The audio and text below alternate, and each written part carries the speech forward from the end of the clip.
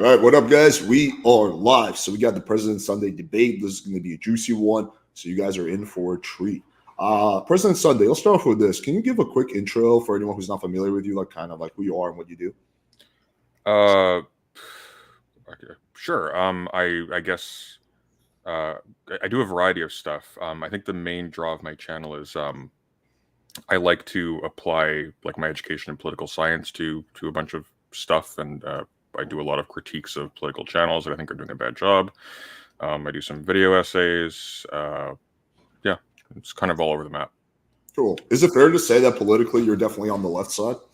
I think it's fairly safe to say, yeah. Okay, cool. Okay, so let's quickly, I'm going to share the backstory of how this whole thing came to be. Basically, President Sunday made a video about Not So Erudite, i.e. Kyla. I made a comment on that video, and then he responded to that comment, and then we set up a debate. So that was basically the gist of it. We have a mutual friend, ask yourself. So that's kind of how it came to be. Yeah, I think the comment was, who cares? And then I said somebody who doesn't identify as a discount Andrew Tate or something like that.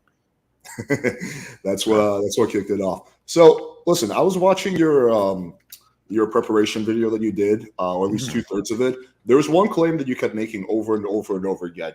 So I want to start off by exploring that, and then let's explore the Andrew Tate thing. The claim is that I'm miserable. And you made that claim a bunch of times. So why do you think I'm miserable? Why do I think you're miserable? I don't know. Like, I guess one thing that stuck out, there was this one portion of a conversation, and I didn't follow any of these through very far. They're just kind of painful. No offense to you. It's just not my jam at all. You were debating with someone about something, and you were talking about statistics about black women being less attractive or something. And I'm looking at this, and I'm like, okay, this is a person who they have relationships with people, and then their impulse is to go on the internet and go like, oh, I didn't like this person in particular's face. Let me find some study or something that validates my weird tendency to find particular racial groups unattractive or something like that. It just strikes me as just painfully hollow and depressing. You know?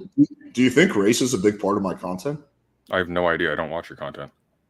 Okay, so do you think it's just like basically a big part of my content is like basically projecting personal negative experiences I have and kind of complaining on my channel? I have no idea. I don't watch your content. Well, that's the claim you're trying to make, is that I watched this stream. It's with Annalicia, and you were making a claim why you think why I think on average. Well, I think I was making a judgment that you seem, when I try to picture myself in your head talking about what you're talking about and being motivated to have those particular resources to hand, I feel like I would be miserable. So you think I'm a miserable person because I made the claim that black women on average are less desired in dating marketplace? That's the foundation of your argument for why I'm miserable? No, I'm not arguing that you're miserable. Again, like meaning no offense to you in particular. I don't really think about you at all. I think what I was indicating is that when I think about what it would take for someone to even bother to look that information up in the first place, I don't know, man. It just feels like a gross starting point to be looking at partners from. But that's just me. Yeah, well, it's not like you made that claim once. You made that claim like about a dozen times or half a dozen times. Oh, this guy must be miserable. This guy's miserable. So I was hoping there would be like some logical reason for why you think I'm miserable. But it seems like the crux of your argument, unless there's more to it, is that you watched one of my debates and I pulled up a statistic. Also, it seems that you're thinking. Well, it's sort of like you acquired that statistic, right? That's the thing you went out and sought. Why? Well, because I was doing a debate about it. A debate about what?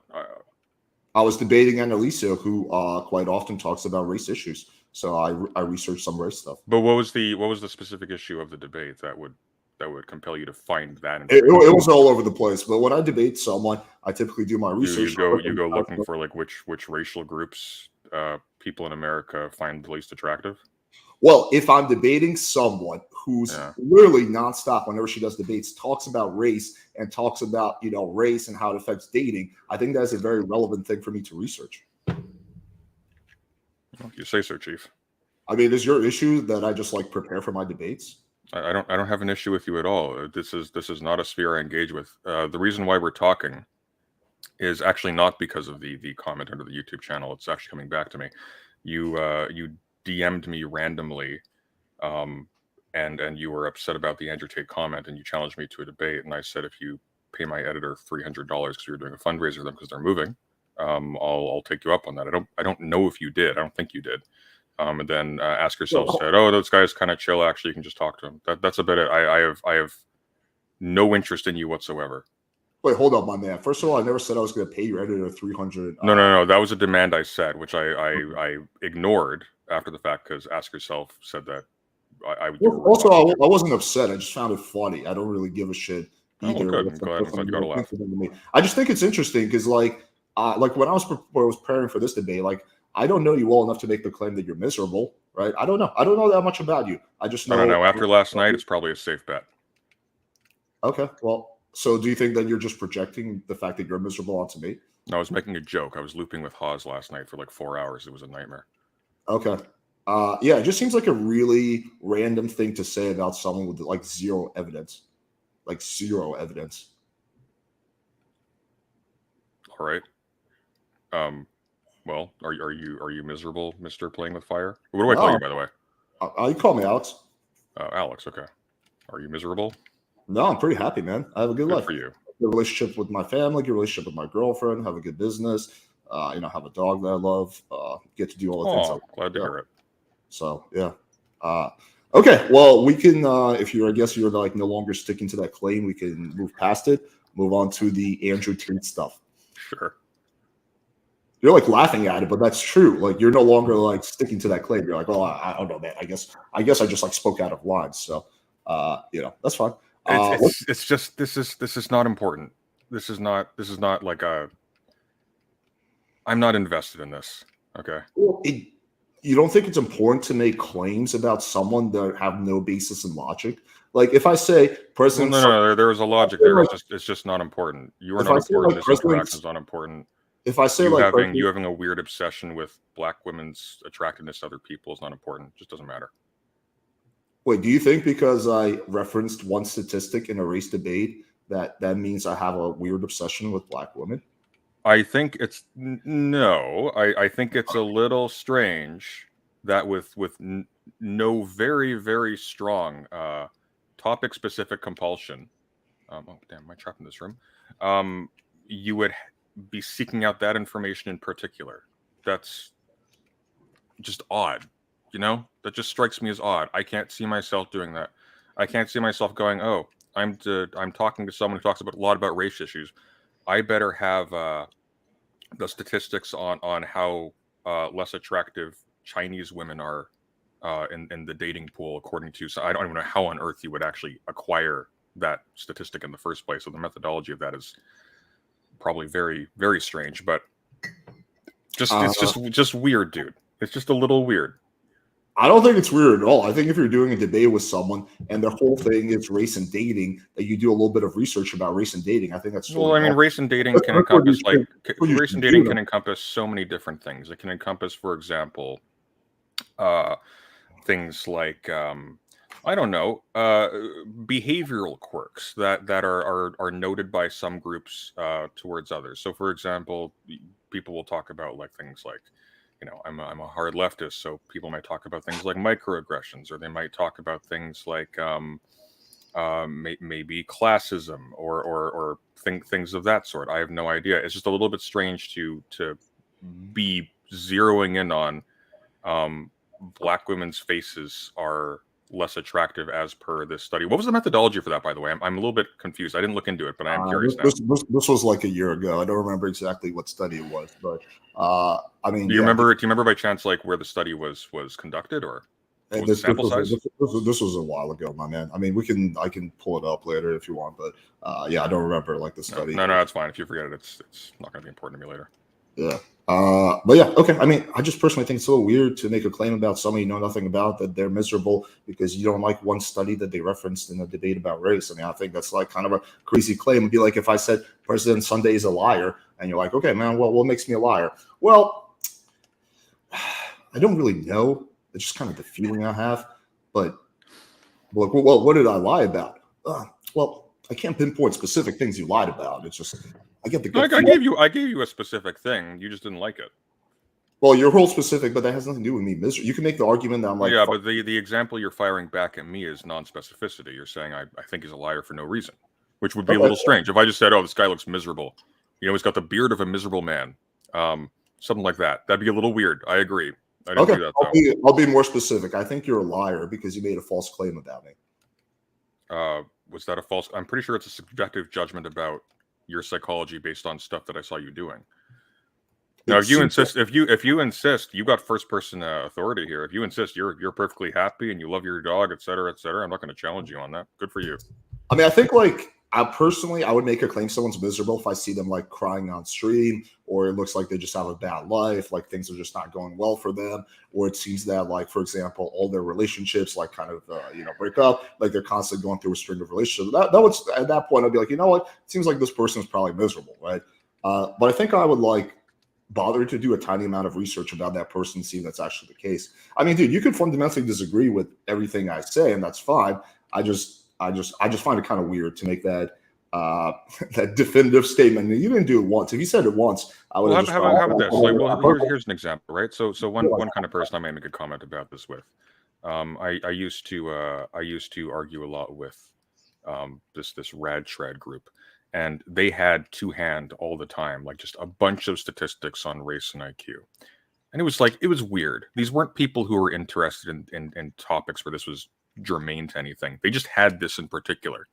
And so I think it's fair under those circumstances to go like, okay, why are you specifically interested in this? It's a little odd. It indicates, rather, if you prefer, some odd things about your perception and your judgment and your values, and that's about it. And when I think about like what it would take for me to be so disposed as to zero in on, I need to find the data on how unattractive Black women are compared to other women on the basis of their facial structure, I think, wow, I'd probably have to be pretty fucking hollow and miserable to do that. If you're not, good for you. I'm happy for you. I don't want anybody to be miserable. I think you would have a point if I was like talking about like Tinder and then like or something unrelated or like politics. I'm like, oh, let me tell you about how like Black women are blah blah blah. I think given the fact that this was a debate with a Black woman who is very focused on dating and race, and she constantly makes the argument. Talking to a Black woman, and your immediate impulse was to go, we need to find the statistics on how that's an interesting choice, right? Given the fact that her constant, I mean, are you familiar with Annalisa at all? Nope. I don't know.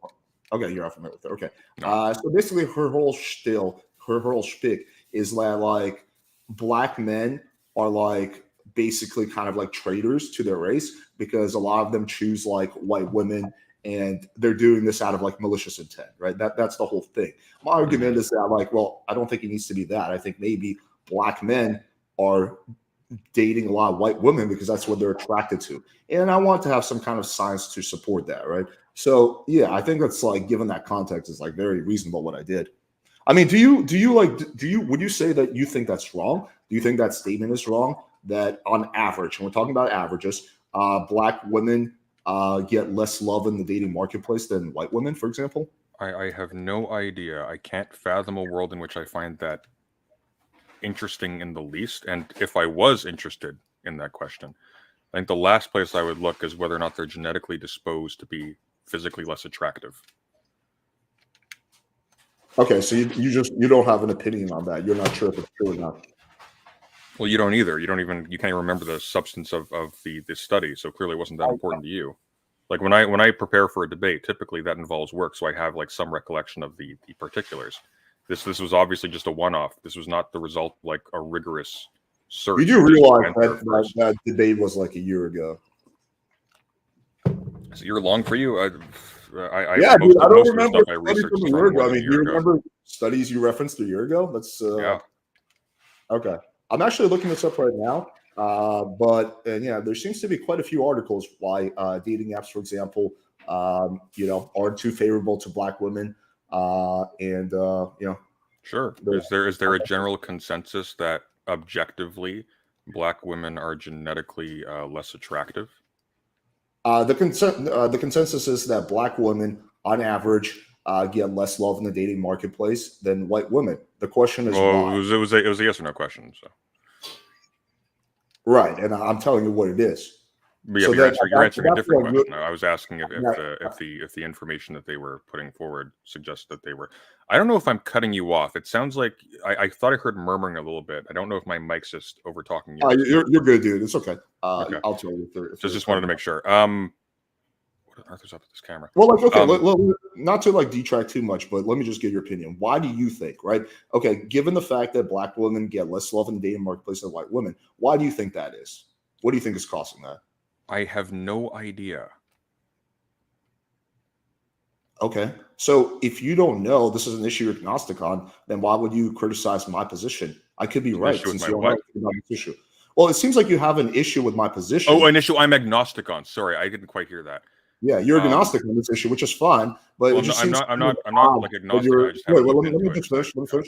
It seems kind of odd Okay. that you're like being hypercritical of my position on this, which is this is an issue that, according to you, you've never really researched. You don't have a position on. What are we doing, Alex? I'm just What are we pointing doing out. here? I'm just No, no, pointing no, out no, the no, no. hypocrisy of your statements. You're really intense on this point. Like you took deep offense to something, but we have no I really did relationship. We not, have my no man. audience overlap as far as I can tell. What are we doing? Like, I'm just we pointing could out talk that about something interesting. Like we're all gonna die. We have limited time on this earth. I know you want to move away from this topic because I it's not looking good for you. That's fine. We can move on. But what are we doing? I'm pointing out the hypocrisy of your statements. I didn't make any okay. statements about you that you're miserable. You made the statements about me. And I'm pointing out why these statements are factually incorrect and how your logic breaks down. But you're not. I've got to be honest with you, dude. Though, like the fact that you're fixating this so hard doesn't make me think you're less miserable. It makes me think, damn, this guy is really insecure and hypersensitive. Do you understand how a debate works? Like this is you and I are not sitting at a bar. We're having a debate. All right. So that means finding things we disagree on and exploring them. I'm jumping around a space station right now, listening to a weirdo who's obsessed with whether or not Black women have genetically inferior faces to white women. Really? You think I'm the one that keeps pushing this issue? You're Typically, the one who said it, dude, not me. typically, when people run out of things to say, they just regress back to ad hominem attacks. So that kind of tells me that you just literally are just like stuck on this topic, and you're like, "Well, I don't know how to respond to it logically, so let me just insult him." Yeah, I'm the one stuck on this topic. Just stuck. My man, this was the only reason that you could reference for why I must be miserable. You didn't give me a broad list. I cannot. Look, Alex, I lack the language to express to you just how completely uninterested I am and how miserable you are or aren't. Like, I just do not care. I know it's really, really frustrating when you have a debate and people call you on their shit. I get it, man. Okay, listen. What are the stakes here exactly? There's no stakes. That's my point. Yeah. Why are we talking about this? Well, that's how a debate works. We talk about things we disagree on. Well, not necessarily. Like typically, I mean, sure, but like it could be about something interesting. Well, I think this is very interesting. This is not interesting to you, then we can move on. I feel like we've exhausted this topic quite as well. But sure. Yeah, I understand it's not a topic you're looking good on. We can move on to the next one. Yeah, I don't think this is going to be one that's going to be particularly. I am laid bare for the fraud that I am. Let's continue. Your words, not mine. All right. So another one was this kind of the thing that kicked it off is that you said that I'm Andrew Tate light or Walmart Andrew Tate. So I guess my question would be, what makes me like Andrew Tate? Well, I looked at a tiny portion of your content, and what I saw, you can correct me on the timeline, but a decent time after Andrew Tate is arrested on sex trafficking suspicions, you're sitting on your couch with like, here are the 10 rules of success by Andrew Tate, and it's just weird. It's just weird. So I'm looking at this and it's like, okay, this is a guy whose bread and butter is being the guy people watch when Andrew Tate content is dry. What are some specifics you think that I have in common? Like some positions I have that Andrew Tate has. That's about it. I don't know you. I don't watch your stuff. I know nothing about you except that you're. Wait, hang on, my man. You're an apologist. You were an apologist for him like way back. First of all, I was not. You're fundamentally wrong about that. You had that whole Vosh conversation where you were saying it's not that bad, man. It's like look, he treats women with absolute contempt. He thinks it's his position to like subvert their autonomy and make decisions for them, but it's not hating women technically. And okay, first of all, the Vosh conversation happened way before the arrest. But going back to this, so the statement was we can get into a whole debate about the ethics of Andrew Tate after we're done with this point. But the comment that you made is that I'm like basically Andrew Tate 2.0. I'm like a cheap ripoff of Andrew Tate, and I guess that would discount Andrew Tate is what I said. Okay, yeah, sure. That would mean that me and Andrew Tate believe a lot of the same things. And then your whole argument when I ask you that were some specifics. Well, not necessarily. It may be just that you did one video where you pointed out some things that you agree with Andrew Tate on. That seems like a really weak argument for why I'm Andrew Tate light. Well, there's some things you agree with Andrew Tate on. Yeah. Well, why don't we run down the list and let's see that could be interesting. Well, I'm just curious to see. Sure, we can do that. I'm just curious to see what you have in your mind. I can give you. I have nothing except for that. A good part of your content seems to be, hey, here's some cool shit that Andrew Tate said, guys. Listen up. This is the wit and wisdom of Andrew Tate. Like that's. What percentage of my content do you think is that? I don't know, nor do I care. Because you're describing one video. Well, good. I'm pleased to hear that. Now, me personally, I'd rather shoot myself than have that one video up with my face on it, but that's just me. Do you agree? Okay, let's explore it like this. Do you think discipline is important for a man? Yeah, sure. Do you think self-accountability is important? What does that mean, self-accountability? Like if you do something wrong, instead of blaming others, you hold yourself accountable. So you mean just like taking responsibility? Sure. Yeah, okay. Okay, so you're just describing things that I said in that video, which are things that Andrew Tate was advertising. So I didn't say that in that video. Did you actually watch the video? Let me start off with that. I can't remember a word of it, but yes. Okay. So I watched it. I think I watched it on stream. Okay. I watched it in that stream that you said you watched. Well, I watched part of your stream. But okay, so So I think every single thing, one of the things that I mentioned in that video, you and I would probably agree on. Unless you can point out one thing in that video that said that you're like, whoa, I don't like this message. But it was all general self-help shit. I see. Yeah, no, the weird thing is not like the basic milquetoast vanilla, hey, man, you got to go wake up early in the morning and you got to go to the gym and shit like that.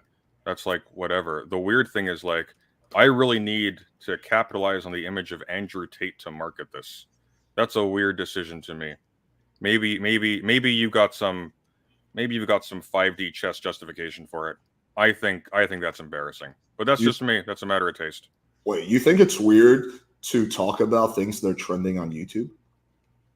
I think it's a little bit weird to attach your face to Andrew Tate as a brand and as a source of inspiration. Me personally, even if a sex trafficker gave fantastic advice, I would find a justification that doesn't involve telling my audience, hey guys, here's some really cool shit that this rapist said, But that's just me, once again. Do you think people are black and white, like meaning you're either good or bad? Or do you think people can be complex characters? There's some bad, there's bad to them, there's good to them, there's some things they say that's right, there's some things that say it's wrong. Or you think I thought the latter for a little bit, but after last night with Haas, I just don't know anymore. No, but like seriously, what's like your real answer? No, I think people are black and white. Do you? You really do? Playing near, they're all black and. Oh no, she's red. Never mind. I tell a lie.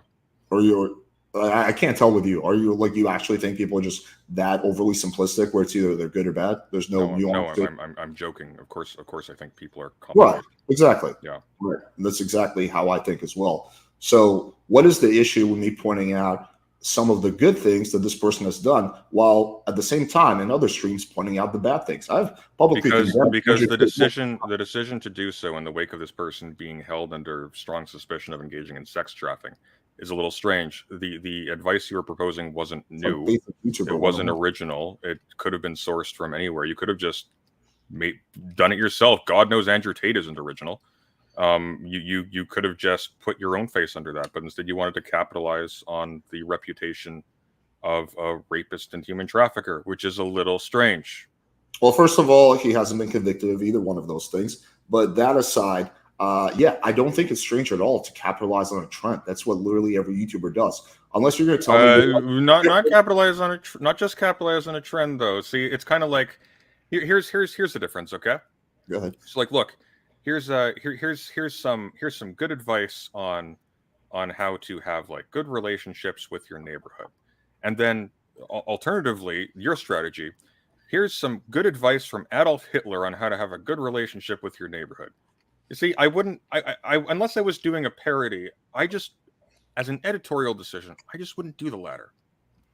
Okay, I mean, dude, you're entitled to run your channel any way you want. What I don't understand, and you can be critical of me. I guess the argument you would have to make is like, hey, I think this was like in poor taste that you capitalized on Andrew Tate, given blah blah blah blah blah. That's a little bit. I just don't know why after insisting that you're just this well-rounded, happy-go-lucky person with like healthy relationships, yada yada yada. We're having this extensive conversation on the basis of you being offended by some guy not liking your YouTube Okay, videos. first of all, dude, I don't know how many times I keep telling you, I'm not offended.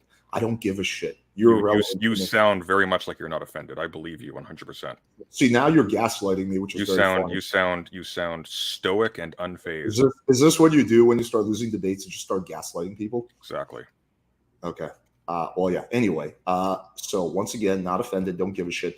Going back to the actual discussion that we're trying to have.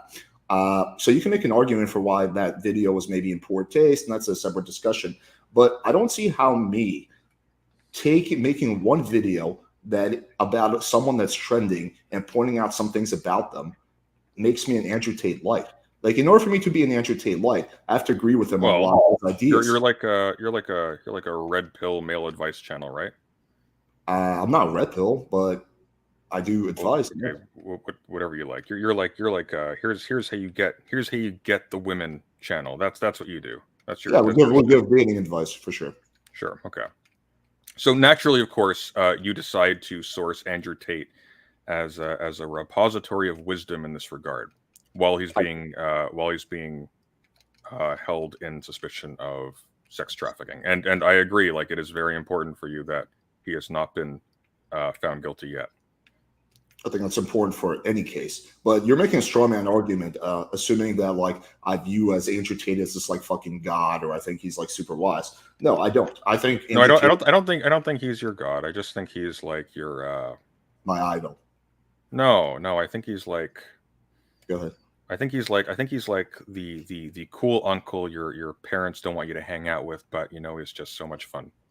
Right, and you're fundamentally wrong about that. I don't like put Andrew Tate on a pedestal. I publicly disagree with him about many things that you would know if you bothered to do more research. But there are some things that I agree with him on. It sounds like all the things I've mentioned are things you're going to disagree on too. It seems like the crux of your issue is that you felt it was poor taste for me to do that video and capitalize on the trend. And that's then looking into like YouTube ethics, but that has nothing to do, what you're saying has nothing to do with me either being or not being Andrew Tate light. And again, discount Andrew Tate. But my man, let me just finish, please. In order for Andrew Tate, but cheaper. Okay, let me just finish my statement, then you can respond. In order for you to really substantiate that claim, you would have to show a lot of characteristics that I share in common with Andrew Tate. Oh, you talk about this. Andrew Tate talks about that. This seems like a big overlap. Oh, it seems like you're copying his ideas on that. So that's once again. How about you're a weird fragile brickhead who sells trashy dating advice to insecure young men insults, who's obsessed with racial characteristics of dating partners. People always start doing their losing debates, gaslighting, and personal insults. Do you have like an actual intellectual response, or are you just gonna regress back to personal? To this, God no.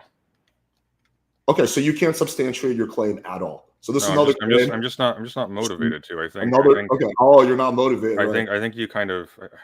I think it's kind of self-evident what you are just by how you speak and what you do. Self-evident, right? So basically, Yeah. you got caught talking out of your ass. You have no logical points you can make, and the only thing you can do now is troll and make personal insults. That's it. Great debater right there, President from that. Great top-notch debate skills. Thank you. But I'm the one that's butthurt, right? So okay, so you're not going to substantiate that at all. You're just going to sit here and you're just going to make snide remarks like, yeah, let me sir. I'm also going to play Nier at the same time. Have you played Nier, by the way? It's really good. No, I don't play video games. Oh, I think people who play video games. This is a lot of games are just a waste of time. This one is art. Alrighty, I think we've gone to the edge of that topic. I don't think I'm going to get any like logical out of you, so I'm going to redirect to this. To Nier, that'd be awesome. Can we seriously? You want to talk about that? That'd be cool. No, dude, I don't. What is your dating advice for men? You say like my advice is trashy, so I want to hear what is your advice. What's my dating advice for men? Yeah, I don't generally give dating advice for men. Well, I guess find someone that you're generally compatible with, that you're happy being around on a day-to-day basis, that you can like plan a future with, kind of thing, and don't focus too much on superficial stuff when there's fundamental incompatibilities beneath the surface that'll make your life miserable. One of the things that I've found is that colleagues in some kind of venture or study or work can make excellent partners because you have a whole ton in common already, or make connections over mutual interests and things like that. Sure. Well, what about if you're a guy who's having a hard time talking to girls? What would you tell that guy? Talking to girls? I mean, I just talk to girls the way I talk to everybody. Okay. How's that been working for you? Yeah, doing pretty fine, thank you. Are you? Yeah. Do you have a girlfriend, or what's your situation? It's complicated in a positive way. Oh, okay. I'll take your word for it. But yeah, so once again, so you're making the claim that my dating advice sucks, it's trashy. So I'm just curious, like what you would suggest. What am I specifically wrong about? So far you said. Well, I think the major. If I may just very quickly, I think the major indicator, again, unfortunately, loops back to the Andrew Tate thing. The fact that you would offer this person as a model or a source of advice at all suggests profoundly poor judgment. The fact that this person would be on your radar, that you would be watching him for dating advice, suggests extremely poor judgment. Maybe other things as well, but we'll stay modest here. Do you think that you're better when it comes to dating than Andrew Tate? Well, I'm not in a Romanian prison, so yeah. But do you think you've been more successful with women than Andrew Tate? I think I have partners. I think Andrew Tate had sex slaves. Okay, so you actually do think you've been more successful with women than Andrew Tate? Depends on how you rate success. I personally don't consider having a bunch of meat bots around me that I use as fleshlights to be successful in terms of relationships. Okay. Yeah. But once again, that's a matter of taste. Yeah, I mean, I feel like you have this tendency to just like kind of deflect by making like fucking personal insults or like making logical points. I don't know, man. It's kind of lame, honestly. If you say it must be true then. Well, yeah, you've done it all throughout the debate whenever you've been pressing a point. But anyway, going back to this. So the one piece of advice you gave is that look for girls with mutual interests, and we agree on that. Actually, I agree with you on that. That is true. That is what you should do. Give me some more. What are some other pieces of wisdom for dating? Oh, I have no idea, dude. I haven't dated in forever. I thought you said you have a girl that you're seeing. Yeah. So well, not really, but yeah. Okay, so what are some things that guys can do to be more successful in their relationships? Well, once again, like pursue relationships that last, and one of the ways you do that is you seek out people with common interests and compatibility. Yeah, we get that. I get it. But what else? You gave one piece of advice. I want to hear a few more. I don't know. Be respectful of their goals. Be patient. Prioritize. Like stuff of lasting importance over quick and easy access to sex or whatever. Self-improvement is always good. Work on your own health. Make yourself somebody who's not a nightmare to be around. Oh, you're just describing the content of my channel. Sure, but I didn't invoke a sex trafficker to sell it to you. So your whole issue, the whole reason that why my content sucks is because I made one video talking about someone who's trending and agreed with him on things that you A would sex trafficker rapist, yeah. Well, once again, he's not convicted. Do you think it's okay to just say someone is guilty of something without there even being charges filed? Well, I mean, the entire reason why he's in Romania in the first place is because he was bragging about how their laws are less strict about that sort of thing. And once again, doesn't answer my question at all. Hmm? Like, do you think, for example, for you, President Sunday, let's say your little I think Andrew Tate is being held on false charges like Tom Robinson and To Kill a Mockingbird. I agree. I didn't say that either. First of all, he's not being held on any charges. Charges haven't been filed. Okay, so let's say your little drama with Kyla escalates, and she makes the claim that President Sunday is a rapist, and no charges have been filed. Do you think it would be fair for me to call you a rapist? No, probably Okay. not. Yeah. Yeah. However, Okay. if I had a harem of girls, a bunch of whom had accused me of rape and sex trafficking, who I had stamped my logo on, who had fled to a foreign land because their laws are lax, and I bragged about my criminality, then I'd probably be a little bit more forgiving of somebody who jumped to that conclusion. Okay, and so you think that my whole content, everything I talk about, which actually so far is in line with everything you mentioned, which is your dating advice, is discounted because stop, let me finish. Because I made one video where I talked about what Andrew Tate says that's motivational. Like, you think that really just discounts every single piece of advice I have on my channel? Yeah. Really? That's the argument you're going to make? Oh yeah. I think that basically taints you as a source. Suggests that you have extremely poor judgment, maybe very low morals. Okay. The fact that you're defending this makes me think you're kind of an idiot. I don't know. That's your argument. So okay, so if there was one video on your channel that I disagree with because I thought it was in poor taste, like for example, you're not. If I make a video, I'll tell you what. I'll tell you what. I've let you finish. Just let me finish. I'll tell you what. If you find a video on my channel with 12 Rules for Life by Jeffrey Dahmer, then you got me. I'm gonna go back to what I was saying initially before I was interrupted. So do you think, for example, I think the Kyla video was in poor taste, right? I think it was unnecessary intrusion into her life. I think it was. I think your comment was who cares. Wait. Let me finish. I think that video was pretty dumb. Do you think it's fair for me to just discount every single thing you say on your channel because I disagree with your choice for one person that you exposed? That's completely your prerogative, yeah. Okay. I think that's a really, really dumb way to. Can I be honest with you? I think your endorsement would be something I'd be very concerned about having. Don't worry. You would never get my endorsement. I don't endorse. Thank you, brother. Fucking. Anyway, I'm not going to insult you. I think that's kind of a dumb thing to do during debates. But yeah, okay. I mean, I think that's a very silly way to base your judgment, to literally discount every single thing that a person does, especially when it's in line with your values, because you don't like one video they made. I don't know, man. For whatever reason, I found my way to watching your stuff, and that's a pretty good idea. Well, you're in the business of promoting yourself using the stellar reputation of Andrew Tate. I think I'll look for an alternative source for that information. God knows you probably didn't invent it. So, what would be a better source for dating advice than you? Yeah, maybe The Sims. I don't know. The Sims, a video game? Video game? A computer game? What is The Sims? The Sims is a lifestyle. Okay, I'm not a gamer. I don't know what the fuck you're talking about. Well, don't worry about it then.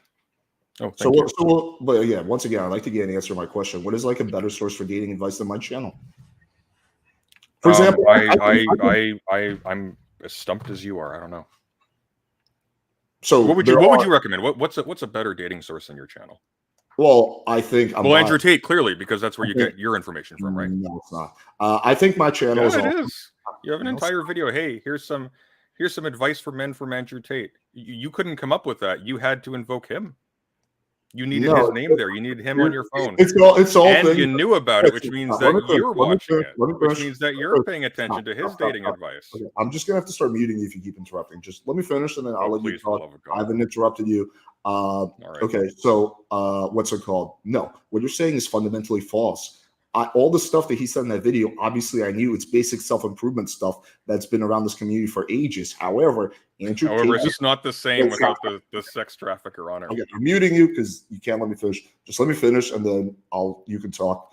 I don't know why like liberals are so like fucking capable of basic matters. Okay, so all this stuff that in that video is things that has been around the manosphere for ages. However, Andrew Tate was trending, right? I did take advantage of a trend. I think there's nothing wrong with that. That's basically what most YouTubers do. And I made that video more interesting by tying in clips of him, right? Because part of being a content creator is making videos interesting. I don't know if that's a part of something you're that good at particularly, but that is how you become a good content creator. You make your videos interesting by talking about things that are trending. But for you to say that I literally like fucking get all my information from Andrew Tate is fundamentally false. And you have to point out some examples of things, of beliefs that I adopted because of me watching Andrew Tate.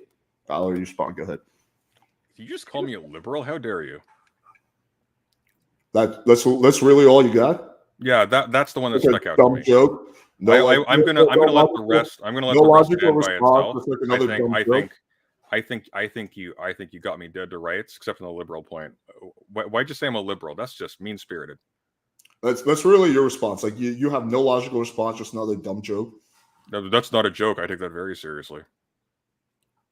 Okay, dude. I think you're kind of exposing yourself. I don't even need to expose you. I think you're right. I think you got this one, Haas. Sorry, man. It is what it is. Okay, so you have no response to that. Okay. Just another dumb statement you're going to make that you can't back up or substantiate. Yeah, that's it. Although I do want to know why you'd call me a liberal. Why it says far leftist on your stream. I don't know where you got liberal out of that. I asked you initially, is it fair to say that you're far leftist? And you said, yeah. You think liberals are far left? I think they're on that side. Liberals include people like Locke. That's not far left. So you think like Destiny's a liberal. You think he's far left? I don't think he's far left. So you think he's a liberal, right? So you think I think he's more of a moderate. You think you're further left than most liberals? Well, hang on. You think moderates aren't liberals? Do I think moderates aren't liberals? No, okay, actually, this is interesting. What does liberal mean to you? I'm curious.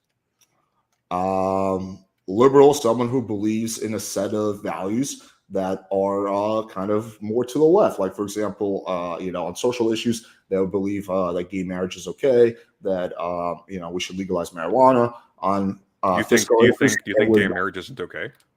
No, I'm cool with it. So you're a liberal. In some ways, yeah. Oh, cool. You're wrong about what a liberal is. Okay, cool, good. Glad to hear that. All right. Anyway, so I'm just curious. So you think you're like further left than like the average liberal? God, I hope so. So when we say liberal, generally what we mean is not somebody who has a specific set of policy preferences that happen to align with not conservatives, right? Generally, when we say liberal, what we're referring to are people who attach political legitimacy to something which is consistent or affirms the liberal form of the state. So there's an emphasis on private property as that which must be absolutely protected. There's an emphasis on the strict delineation between what the state can and can't interfere with, typically along lines of like ideology. So protection of things like freedom of opinion, the freedom to raise your children with the ideas that you want, et cetera, et cetera. And conservatives can be liberal as well. In fact, a lot of them are. When conservatives insist upon the defense of private property as like a sacrosanct thing or something like that, they're being conservative about a liberal state of affairs. So liberalism has to do with a relationship to a particular political form. It's not like a set of preferences vis-a-vis being open about things like gay marriage or trans issues or immigration or whatever. Case in point, like a lot of far leftists, and this will be pointed out as a point of ridicule sometimes. I think a little bit unsophisticatedly, but a lot of far leftists are also going to be like heavily racist and heavily misogynistic, et cetera, et cetera. So there's a strong distinction between the two. This was the smartest, most articulate thing you've said in the last 45 minutes. If you just apply this kind of like real life critical thinking to the other topics, I think you might be able to actually make a good point instead of just making straw man personal attacks. I just don't care about the other topics. They're boring. They're so boring. My man, you make claims about me. They're factually false. I don't. That bores you? Like if I say President Sunday is a rapist, and you're like, I didn't accuse you of a crime. I made a comment about the type of content that you do, and I made a comment about how I think you must be miserable to do it. Yeah, you're insulting my character, my virtue, and my state of mind, and my brand. Well, I'm commenting on your state of mind. I don't think I would insult someone on the grounds that they're miserable. Sometimes decent people can feel miserable. I mean, my man, you said over and over again, this guy must be miserable. This guy's so miserable. This guy must be like ultra miserable. Yeah, and you're really convincing me of the contrary hard right now. Why? Because I'm challenging you on something really dumb that you said? Because this is like a massive point of sensitivity for you. It really is not, dude. I don't give a shit at all. I just think it's really funny to call out people who have zero idea what they're talking about and talk out of their ass. Sorry, say it again. I couldn't hear you over the character jumping on the screen. I just enjoy calling out people who talk out of their ass and have zero idea what they're talking about when it comes to a topic. All right. I don't give a shit. My man, I don't give a shit. I could care less what you think about me. It makes zero difference. I just find it funny to just kind of challenge you and like call you out on this shit and then watch how we've spent an hour talking about what I think about you. So I don't know. Like me personally, I like when Ask Yourself suggested that we chat, that told me, maybe this guy wants to talk about something interesting, or maybe like he's capable of having interesting conversations, and maybe you are. Maybe I just struck a nerve somewhere, but this is more gaslighting. I don't know, dude. Like I can think of a million things I'd rather spend an hour talking about than somebody said they think I'm miserable on the internet. Chad, this is what gaslighting looks like. I literally told you the debate proposition was going to be at least we're going to start with whether I'm Andrew Tate 1 or 2.0 or Andrew Tate Light, whatever the fuck it is. Yeah, but we've canvassed that already. Like the basis of that is that you do roughly the same kind of content, and you sell yourself on the you see fit to sell yourself on Andrew Tate's brand, which is no. That's not what you said. The basis of that is because I have one video where I point out the positive. Not just one video. You also like actually take hours out of your day to defend the nuance of Andrew Tate's misogyny in front of thousands of people. Like I would never do that. That's just embarrassing, frankly. You're taking hours of your day to defend statements that you made about a guy that you seem to dislike. No, we're content creators. Somebody I have some regard for. No, somebody I have some regard for suggested you'd be good to talk to, and I'm playing near. I literally, dude, when in your reaction video, when someone was like, "Why are you doing this?" You're like, "Oh, he has 100,000 subs." So let's not pretend like you're doing Ask Yourself a favor, okay? You at least part of you want. No, I'm not doing Ask Yourself a favor. It's just I have some regard for Ask Yourself on a personal level. He's been decent to me, and he's fairly intelligent. So when he says, "Oh, this guy's worth talking to," I'll give him the benefit of the doubt. And I'm not gonna say that he's wrong. I just think just on the basis of this showing, I'm not very convinced, to be honest. Okay, that's fine. Yeah, I think we've exhausted all these previous topics because it's not getting anywhere. Let's move on to this. I'm just kind of curious. Sure. I asked you what would be a better dating channel. You didn't have an answer to that. No, okay, I don't watch dating channels. Okay. What I asked you for what would be good dating advice. You don't really have much you can say in regards to that besides very basic things that you and I actually agree on, which is interesting. So far, you haven't said one thing when it comes to dating that I disagree with. So let's talk about politics. Well, I mean, once again, if I'm targeting my channel at a bunch of people who are failing at dating and are fairly insecure and don't know how to talk to members of the opposite sex, the last thing I would do is direct them to someone like Andrew Tate under any circumstances as a source of information or wisdom on that issue. My man, you seem more obsessed with Andrew Tate than I am. No, no, you're really butthurt about me calling you a discount Andrew Tate, which is the only more gaslighting. Is this what you do when you start losing debates? You just start gaslighting. What do you think gaslighting is? What I think gaslighting is exactly what you're doing right now. Well, can you trying to convince people of things that is not true and things that you're actually doing yourself. What am I doing myself that I'm accusing you of doing? I mean, don't say being obsessed with Andrew Tate. That's going to be a hard sell. You really want me to get to that? Well, I think that you're gaslighting me when you constantly say I'm miserable. I think you actually seem like I don't constantly say you're miserable. You said you're not miserable, and I took your word for it. It doesn't seem good for you. It seems like you're kind of a miserable person. Honestly, from what I've seen so far. And if I'm wrong, I'm wrong. But I'm pretty happy. I'm desperately underslept. I'll be a lot happier when I've had like a couple days off. But I'm pretty happy. Okay. I get to talk about this stuff. Well, I mean, not this last week, but I get to talk about the stuff that I'm really interested in as my job. I have a bunch of healthy relationships. I managed to make the Christmas mod work on Nier, but I can't get it off yet, so that's kind of iffy. You know, I'm doing good. Okay. I'm glad you're doing I have many good. leather-bound books. I have cardigans and an infinite supply of coffee. I couldn't be happier. That's good. Okay, so anyway, let's go back to this. So what are you were talking about politics. I think that's your bread and butter, so we talk about that a little bit more. What is like the furthest, I guess, lefty position that you take on, or you can name me several, and we can explore that. What's the furthest? That's a good question. I don't have like a lot of specific positions. Most of my political science content is critical of I guess assumptions a lot of people take with them into political analyses. So, for example, sometimes, and these are awful, so the streams themselves are like waffling and overlong. But sometimes I'll respond to like what if Altus videos, where he'll take a few, categories from someone like Samuel Huntington, like the concept of civilization or the concept of nations or whatever.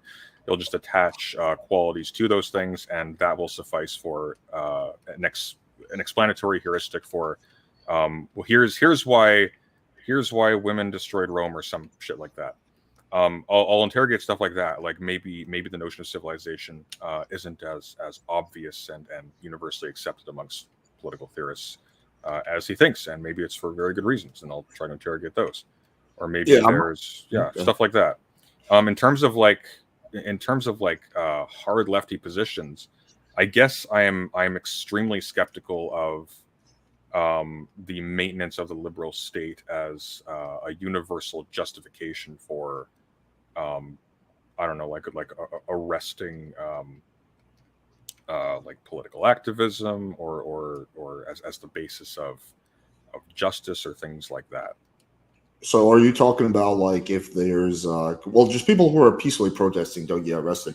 Are you talking about in America, like for example, when protests turn into riots and the police arresting those people? Is that kind of what? Well, I think the distinction between protests and riots is a little bit operative there too, right? Like at what point does a protest become illegitimate, or at what point does its cause become less important than the disruptions it causes for the institutions around them? Things like that. I guess I'm just trying to figure out what exactly is your position. I'm still confused on what it is. Well, like for example, I don't have a lot of firm policy positions. I'm fairly fluid that way. Most of what I do, fluid's probably the wrong word. I'm mostly agnostic that way. Most of what I do is I'm interested in interrogating concepts that a lot of people's analytic methodologies are laden with. That's my primary interest. Where I fall on that, like in terms of like what kind of system of government I would prefer, what kind of social form I think is the best. Like I'm largely in the dark about those as kind of a function of my specific interests. Like jumping on one of those would be putting the cart before the horse for me, you know? But you really don't have any, I mean, I'm a little lost if I'm being honest. You don't have any like hard policy positions? Like, for example, of course I do. Of course I do. Like, for okay, example, well, that's what I'm curious about. Like, just let sure. me try to give you an example. So, if you said what is like the furthest lefty position you have, I would say probably has to do with climate change. I think we should take climate change very seriously. I'm okay with taxing whatever corporations Sure, more yeah. for the sake of protecting climate. I think climate should be a very, very hard priority, right? That's a pretty far lefty position that I'd take. The So I'm just climate, I curious. don't think the climate's a far lefty position. Like, it's definitely like people on the right will often conspiracy monger about how climate change isn't a big deal and it's being used to like assert government control over the political opposition, the quote unquote liberals, as you would call them. But I don't think that's necessarily a hard left position. There are, for example, eco-fascists, things like that. Like there are a lot of people on both sides of the aisle who take climate change seriously. That's not strictly speaking a partisan issue along those strict ideological lines. Okay. If you say so, but I guess what I'm more interested in is what are some like lefty positions, the hardest lefty positions that you personally take? I think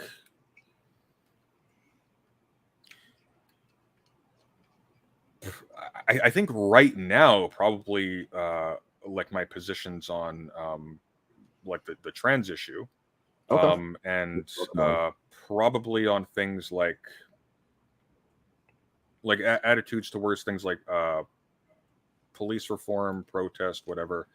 I'm not like a free speech absolutist in the sense that I think that whoever has the money to just bring in some kind of like political or social cult leader onto a college campus means that they should be able to do so and use that to grow their positions. I don't think that there's any particular need to have like a 50-50 split in terms of conservative and left wing Okay. slash So liberal what are your representation positions on the trans issue? I think gender is a historically constructed contingent thing that does not stand up under scrutiny, and that we shouldn't be assigning people social roles on the basis of an arbitrary set of biological characteristics. Do you believe there's more than two genders? Um, I think there are potentially unlimited amounts of genders. A gender just refers to a social role that one performs, right? It doesn't necessarily refer to the biological sex of a person. Okay. So do you think there's more than two sexes? No. Okay. What do you think about But I mean, trans? I think I'm no biologist, but I think it's sort of built into the concept of sex that there's two. Okay.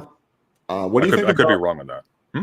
No, I think you're right. What do you think about trans in sports? Meaning like a woman who, sorry, a man who becomes a woman and he competes in like. Well, it would be a woman with a male presenting body who undergoes transition therapies to present as female. Yeah. Yeah. So how do you feel about that? You think that should be? Because that's a distinction, right? So female doesn't equal woman. That would be a crucial point there. Yeah. I feel I like think an easy solution is just to partition sports according to weight class. I wouldn't even bother with that. I'm in the dark about like I know some people like Jangles have done research into this that I haven't, on which I watched a little while ago, but I can't quite recall it. On like the fact that there isn't quite the crippling advantage that is often argued for example, trans women in women's sports. But I think for me, once we've already onboarded the idea that gender is not determined by biological sex, the obvious move is just to remove gender from sports or remove sex from sports entirely and just go by weight class. Okay. Well, we do have in a lot of sports, like let's talk about like fighting, for example, or Sure. boxing, or MMA. We do have weight class in that. But do you think, like, for Okay. example, Well, there you go. a man who transitions into a woman, as long as he's in the same weight class as like Ronda, That would be a woman who undergoes transition to present as a woman. They're not a man. Okay. That's critical. Okay. Do you think? Case in point, like at what point in their transition do they become a woman? Well, I'm asking you that. When do you think they should be allowed to compete in the cis? Well, I think the transition therapies are done to match the actual gender of the persons that they are expressing their gender effectively. I don't think the issue is litigating whether or not a trans woman is actually a woman. They are. You're really, really good at saying a lot of things without actually saying anything or answering the question. It's a That's what really, Hawes said. it's a really simple question, my man. Like, do you think that, like, for example, someone who transitions into a woman should be allowed to compete, with other cis women as long as they meet the weight class? Let's just say for Uh, sure, why not? Okay, that's interesting. I think that's crazy. I think that's reckless to the cis women. I think if we look at actually the science, the trans woman will have a massive advantage due to increased bone density and having Well, 20. does not HRT cause alterations in that as well? Well, see, testosterone isn't. It's not like, for example, you get on like what's it called, like HRT, and then like you're just like back to baseline what a woman is. You still have the 25 years of testosterone running through your system, which is going to be again increased muscle mass. It's going to be higher bone density. It's going to be faster No, my twitch. my, my understanding is that, you could correct me on this. My understanding is that there are restrictions on when you would have had to have undergone HRT, and my understanding is that it actually causes changes fairly rapidly, like in the span of, like, I think a couple of years, if I'm not mistaken. Do you think it negates like the 20-25 years of the fact that they're running around with way higher testosterone? Like, do you think it's kind of like a blank slate? I mean, if you've seen a trans man after testosterone for a little while, it's really fast, like really fast. Sure, there's some things that change. I agree with you. It's better. So in terms of No, fairness, all the way up to fat distribution, shoulder width, etc. Like the changes are rapid. but do you think in terms of like muscle fiber and bone density, a trans woman is the same as a cis woman? Depends on where they are in their hormone treatment. I would assume. I'd Let's have to let's look say into they're that like further. Oh, hang on, we've lost the connection. Give it a second. We'll come okay. back. I'm in the red on OBS has been doing this a lot recently. I think it actually happened on Bosch's stream last night. Yeah, I personally don't really like OBS for that reason. But anyway, so do you think? Give it a sec. My audience can't see. Okay, that's fine. Just let me know when you're ready. Actually, I wonder if sometimes it likes it when I run ads. Let me set this.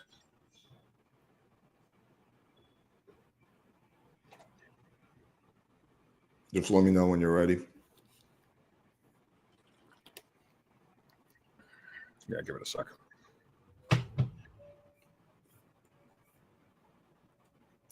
Yo, guys, by the way, chat, I'm going to be debating Destiny tomorrow night. We're going to be debating about the Travel Bros thing, so that should be fun.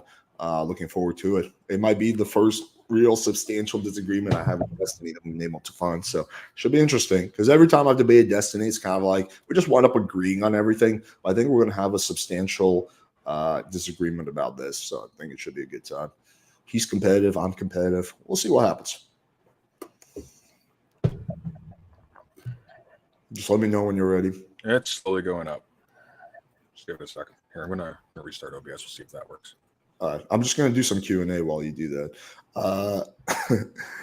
Hopefully you guys are enjoying this. What PW? What's your email again? I get playingwithfire@gmail.com.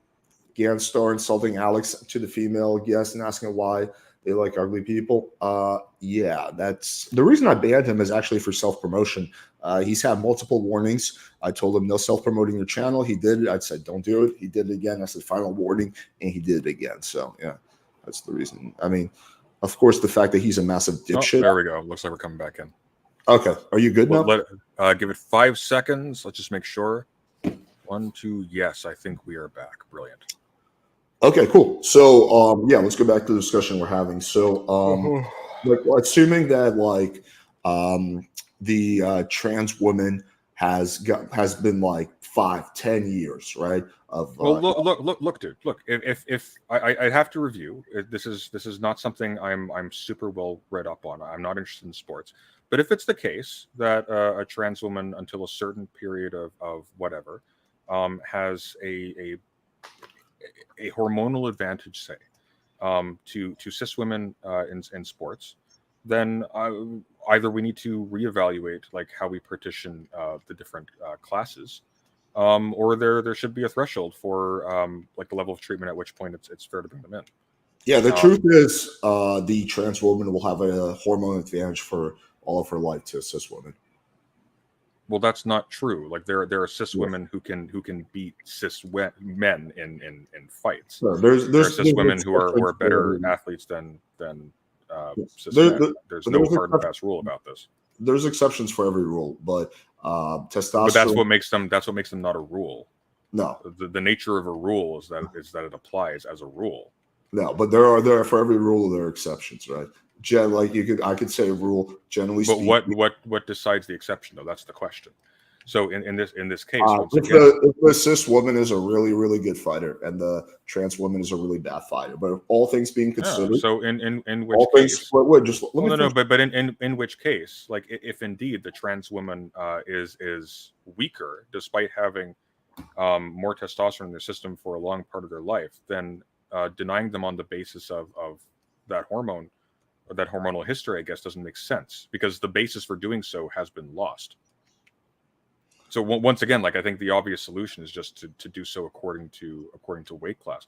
Once again, like I'm not even of the opinion that there's strictly only two genders. I don't think gender strictly corresponds or follows from sex. I think it's an institution. I think it's something that was culturally embedded long ago, and there's nothing needful about it. So I don't like the idea of gender partition in sports simply on the basis that there are people who don't fall into those categories who may be perfectly otherwise appropriate to compete in some capacity. All right, let You me know, please finish my statement without being interrupted. So, I did I interrupt you? I didn't realize I was yeah, interrupting. yeah, quite a few times. So, the problem with that is that, yes, I do agree weight class is important. However, you have a 140-pound cis Yes. woman, 140-pound trans woman. The Yeah. 140-pound trans woman has a massive biological advantage, regardless of how long she's been going through. She got. Well, you hang on, hang on. Hang on, you're Your sole point of reference oh, there is weight again, stop, though. dude. Let me just finish, dude. You keep interrupting me. But your sole point of reference is still weight. Like that, you're not Well, hang moving. on. Well, let me finish, and then you can respond to whatever the hell I respond. Okay. What I said. So, so that's she will still have advantage because she got the luxury of having 20 years of testosterone in her system, which is going to give her bigger bone density, larger bone density, and it's also going to give her more muscle fibers. So she's going to have all kinds of advantages. Now, I will agree that those advantages will be somewhat mitigated by her getting on HRT, but they will not be completely mitigated. This has been studied to the teeth. And yeah, it's just that's kind of what it is. So it becomes unfair to the cis woman, right? It becomes to this unfair to all the cis women. If your solution is like, hey, why don't we start like a separate weight class, whatever, separate class for like trans women or something like that, that's a reasonable thing. I'd have to refer again to like the study that Jangles did, but apparently some of the studies that are referred to make that claim are fraught. Well, once again, like I'd have to refer back again. This is one of the reasons why I typically don't do like topical debates without preparation, because a million different things can conspire to make the better position seem false, and that works against you as well.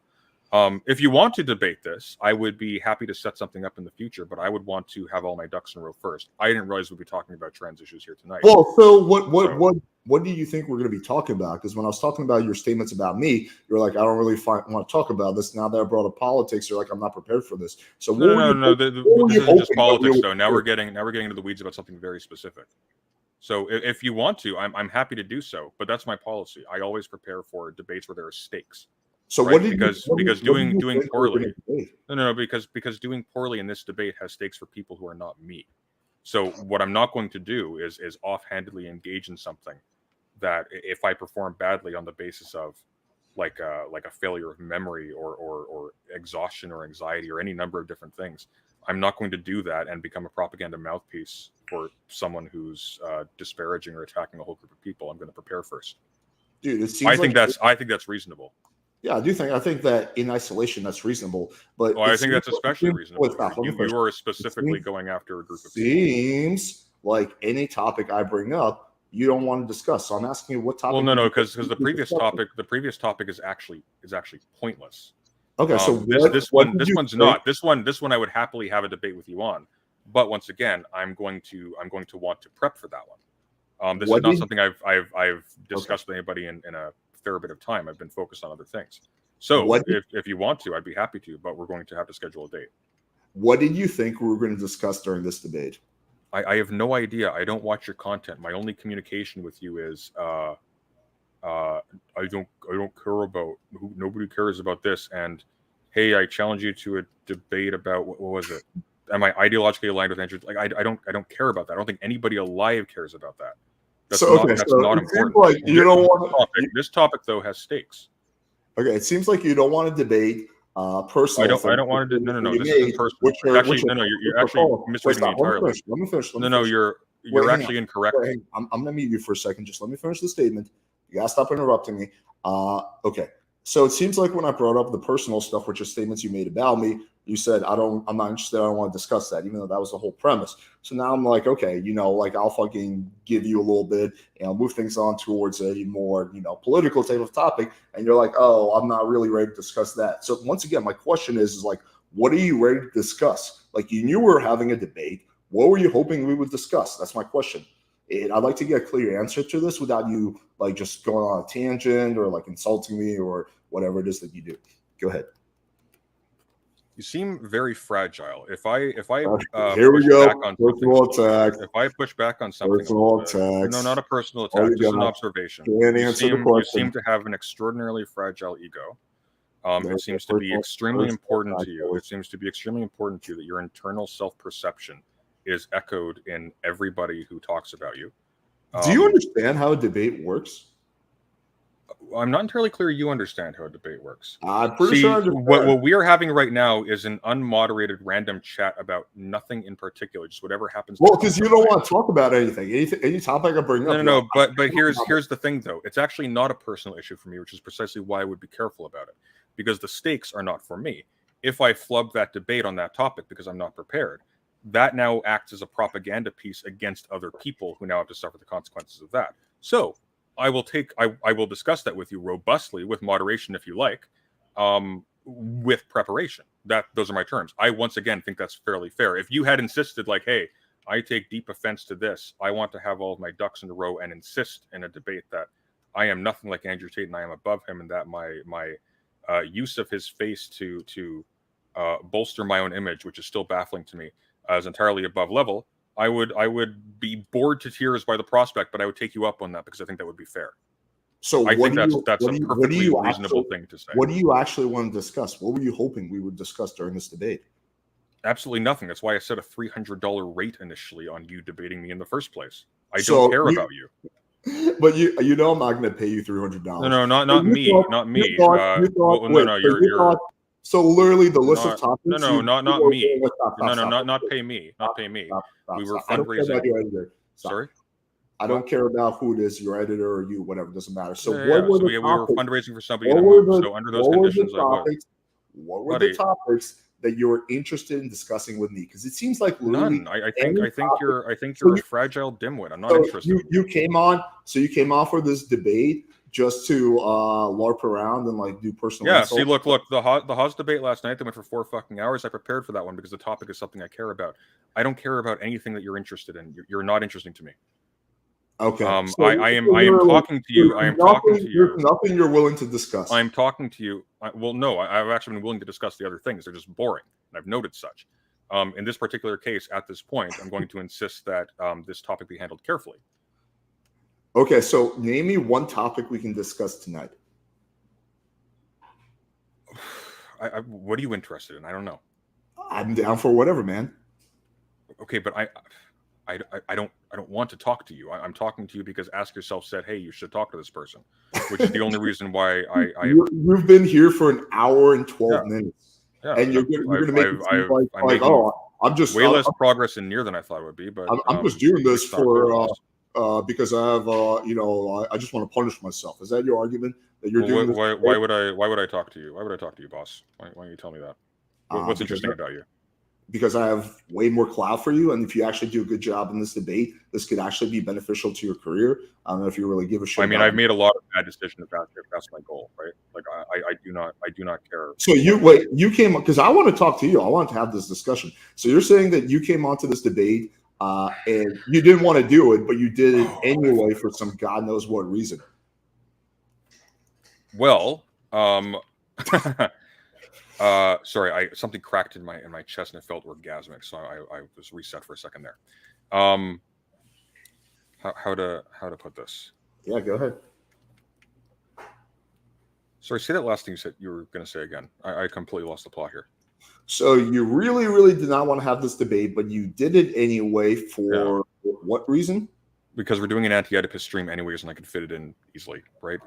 I put you into dead days, and I'm not doing anything. I'm just not interested in you. Okay, Moreover, but- with all due but why respect, you with here? all due respect, once again, like in your infinite wisdom, you thought it was a brilliant marketing scheme, which maybe it is to a certain kind of audience, but personally, like there are types of popularity that I would rather die than have. You thought it was a brilliant idea to be the guy who sits on his couch with, hey team, here's some great advice from suspected we're regressing sex back trafficker and rapist Andrew Tate. Every time he's pressed, he just personal attacks is all he can do. That's not a personal attack. That's a fact. Every time. Okay, so do you realize how dumb what you're saying sounds? That you came onto this debate and you didn't want to do it, but you did it anyway because you could fit it in. You could have fit in many, many other things. You could have watched TV. You could have hung out with one of your girlfriends. There's many things you could have done.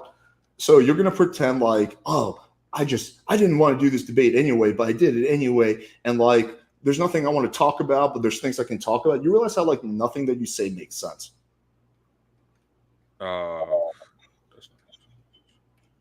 I think that makes sense. I think you think that makes sense. I think you think you're important, and I think you're incorrect. Did I say I thought I was important? I think you think that I am talking to you because I'm banking, or I should be banking on growing my channel in some way. But I really don't think we have any audience overlap. Said that and I don't think the kind of people who follow you are going to find anything of interest in my content at all. Dude, you literally said that. Well, not with this performance. You literally said that in your video. Someone was like, "Why are you debating him?" Oh, he has like 120,000 followers, subscribers. These are your words, not mine. Oh, did I? Oh, well, there you go. Well, that's probably why I'm not talking to that ultimated Judeo-Christian guy instead. That might have been an all things considered equal, or that might have been like I actually have no fucking clue. He's got like a bunch of subscribers, maybe that kind of. Okay, sure. I don't know. So you're on here. You don't want to be here, but you're forcing yourself to be on here anyway. But it has I'm on my channel. I want to be here. It has nothing to do with like cloud or anything like that. There's no topic that you can name that you're willing to discuss, at least at this point in time. Personal topics. Andrew Tate is boring. Not willing to discuss. Are boring, and anything political is. No. I open the floor to you. Like you must have more interest than just going off. I brought up 3 topics, and you turned down every single one of them. Well, I didn't though. I actually interrogated one with you for a little bit. We ran into a point where now we're referencing studies, and I want to actually do research first before we start making definitive statements on that in a debate. That's reasonable. That's how people who are responsible and actually care about the outcomes of the debate and aren't just doing it as like a game. That's what they do. Okay, the only thing I can think of is because it literally seems like no topic is like you're able to talk about. That might speak more to your lack of imagination. I can't think of anything I'd want to talk to you about because you're boring as fuck. Right, I know you think I'm boring. Right, I think you're extremely boring. You just every time, dude. I think you're like a vanilla wafer with no icing in it. Okay, I mean, I think you're like a soy boy who larps around the internet and pretends like he has moral virtue. Look. Insult me all you want, but do I have the voice of someone who has ingested a profound amount of soy? Like, let's be real here for a second. Everything else maybe, but like, come on. You have the look of a massive soy boy. That's just mean-spirited. Sorry, man. I mean, it kind of sucks when like you insult someone over and over again, and they like dish it back to you a little bit. Okay, but let me. I'm not really that interested in like giving you personal attacks. I'm more interested in having like some kind of discussion. Let me ask you this: what is your approximate body count? That's my business. I don't discuss that with you can't. Another question you can't answer. Another question we can't talk about. That's not your business. We can talk about that. Nothing we can discuss. Every topic is off limits. No, I'm just not telling you who I've had sex with. That's not your business. Are you straight? No. Okay. Are you bi or gay or? Technically pan, I guess. What is pen? Pan means gender and sex are not deterring factors. So does that mean like you're equally attracted to like men as you are with women? Nope. It just means I can be. Like there may be very strong statistical biases in either direction. Okay. Are you when Like you? I don't find you attractive at all. At all. Okay, well, that's good. That's good. I have a girlfriend, so I'm not interested. So when you like do hook up Whatever with helps you men, sleep at night, dude. are you top or bottom? That is also not your business. Okay, there we go. Another question that cannot be answered. Yeah. Do you primarily gravitate towards men or women? Well, I mean, that's a complicated story.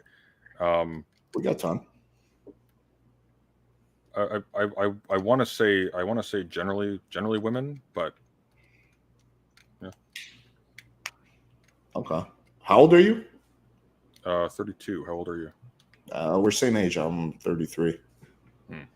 And what do you do for work? That's a Is different number. this like your full time thing, or you have? Like, It's become my full-time thing. I used to do construction and landscaping while I was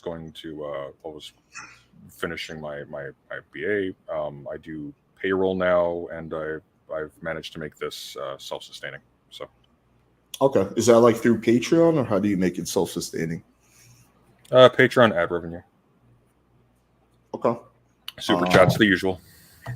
Yeah, I mean, ad revenue, you don't make that much money on that. Neither do I. I'm not trying to insult you. So it's got to be primarily Patreon, I would assume.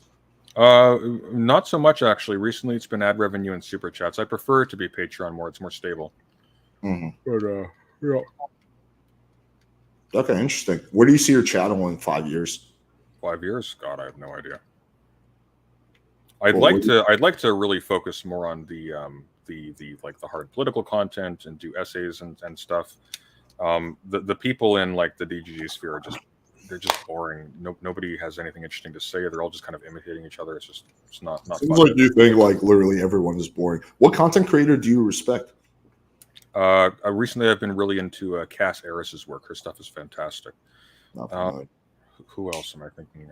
Cuck Philosophy's gone a little bit lethargic lately. His stuff's okay sometimes. I've been appreciating Dylan Burns' Ukraine coverage. Whose coverage? Say that again. Dylan Burns. You know who that is? No, I'm not familiar. Oh well, he's pretty. He's got issues sometimes, but I think he's a pretty cool guy overall. And he stopped doing drama content, or at least took a big break from it, to actually fly to Ukraine and start documenting just stuff. Like he's a younger guy and he's cutting his chops in actual real war journalism. It's actually been pretty cool to see.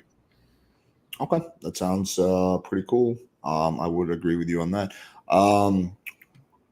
So my chat keeps asking this question. Sure. Are you into the cuckold thing? No. Okay. Are you? No. Not at all. Too bad. Yeah. Why is that too bad?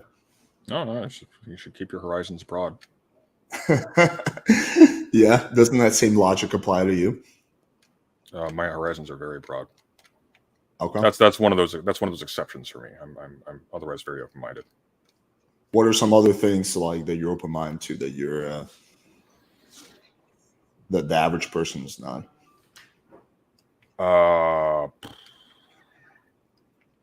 Snails. Snails are actually surprisingly good if you can make them properly. Is that a sexual thing for you? I don't understand. No, escargot, my dude. Oh yeah, I like snails. They're good. Also, apparently, and I can't verify this. Those like Buddha statues with the curly hair. Not familiar with that. No, like I think they usually come in like kind of like a green sort of coppery look. They've got like the weird kind of pointy like curly looking hair on the top. I don't know. Oh. Somebody said they were snails. Apparently, there was some kind of story about that. Are you religious? I used to be. I'm not really sure now. Okay, so you're like agnostic? Something like that. Okay. We agree on that. Let me see what else I can ask you that would be interesting. Oh, am I inaudible, guys? Hang on. Apparently I'm really quiet. Oh, I am really quiet. Look at that. Why am I so quiet? Here, let me boost my audio a tiny bit. Boom, boom, boom, boom, boom. There we go. Chat, can you hear me better now? All right. You have any questions for me?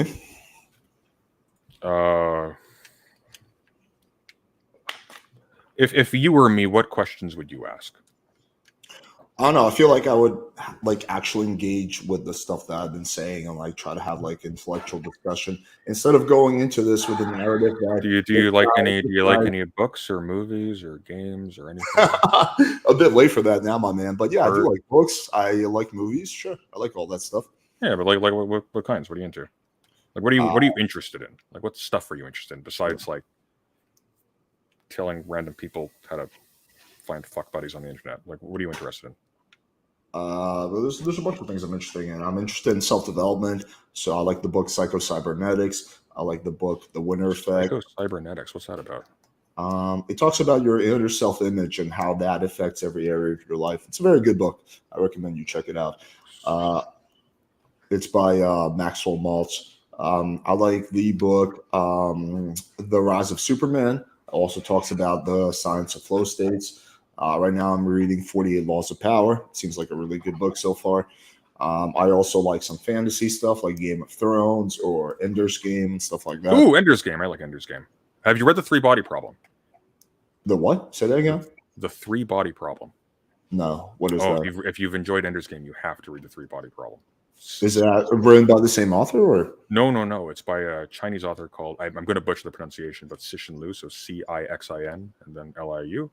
And it's, it spans like a very long time. It's a trilogy of books, actually. But the initial premise is during the Cultural Revolution, China makes contact with alien.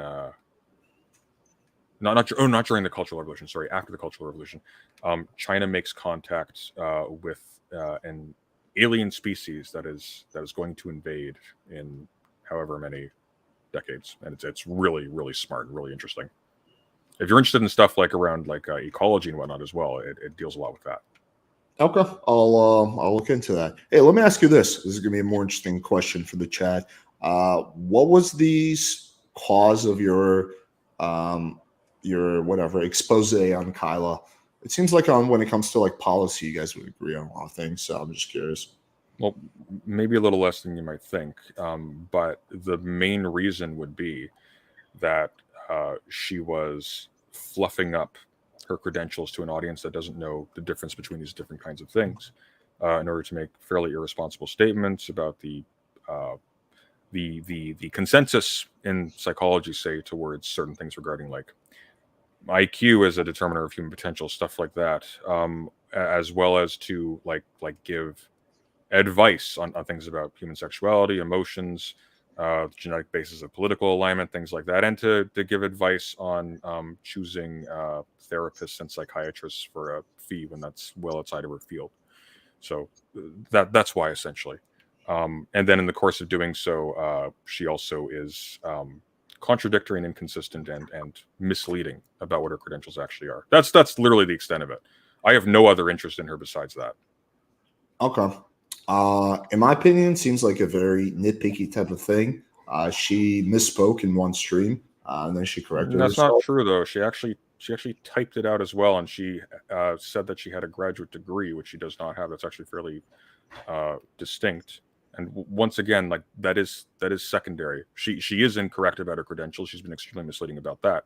But what I'm interested in specifically is the end to which she's putting that. The reason why that matters is because she's giving bad advice or dangerous advice, or is giving advice she's not in a position, or selling advice rather, she's not in a position to be authoritative on, while giving the impression that she is.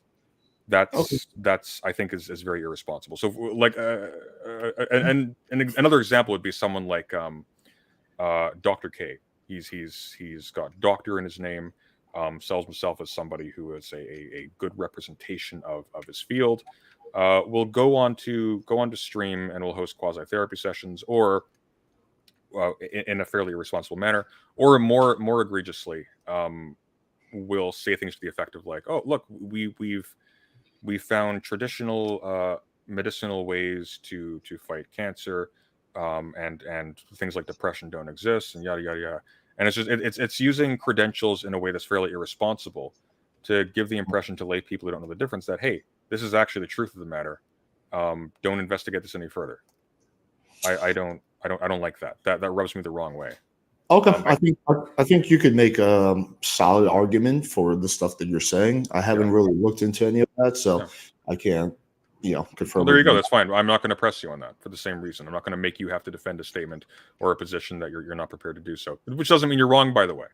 It just means you haven't had time to actually get all of your weapons loaded, that kind of thing. Yeah. Okay. How many videos did you make on Kyla? I felt like it was like quite a few videos. Recently it was 3, and it was one making the initial claim. I withheld some stuff. Pisco jumped the gun on that, and she signed off on that. So I unleashed a few other things in that one, and then she made an 1.5-hour long video that was extremely misrepresenting of my actual arguments, and so I responded to that. Prior to that, I have a couple of stream segments where I watch stuff that she does, and I've disagreed with her, and I've mentioned some things in the past sort of to that effect, not quite as strongly. I think not quite as strongly. Okay. Do you think you're gonna debate her at some point? No, I don't see any particular reason to. My issue with her is with her use of her credentials. It's not an intellectual disagreement. If once again, if she was upfront about either of these two things, if she was speaking to her domain or making sure that she was not selling herself as being competent in the domain that she's not in, or qualified in the domain that she's not in, it would just be somebody else with an opinion I disagree with, and it'd be neither here nor there.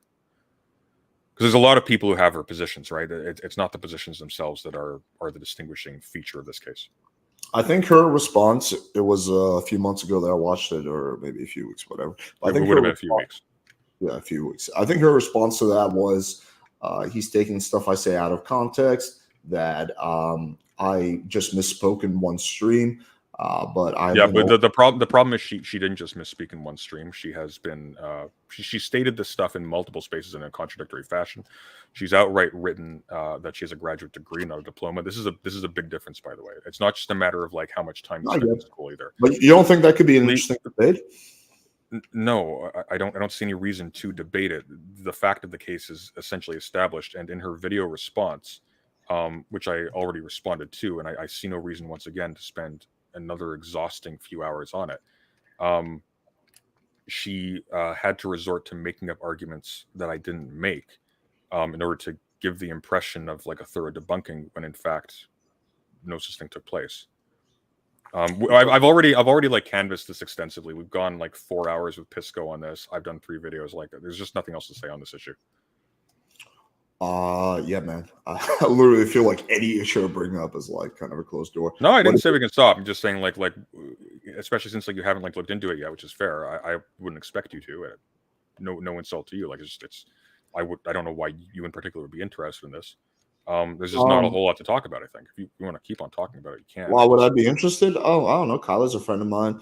I trust her. I think you're the kind of person she makes friends with. I'm not surprised. What's the status of your debate with Destiny? Weren't you guys supposed to do something?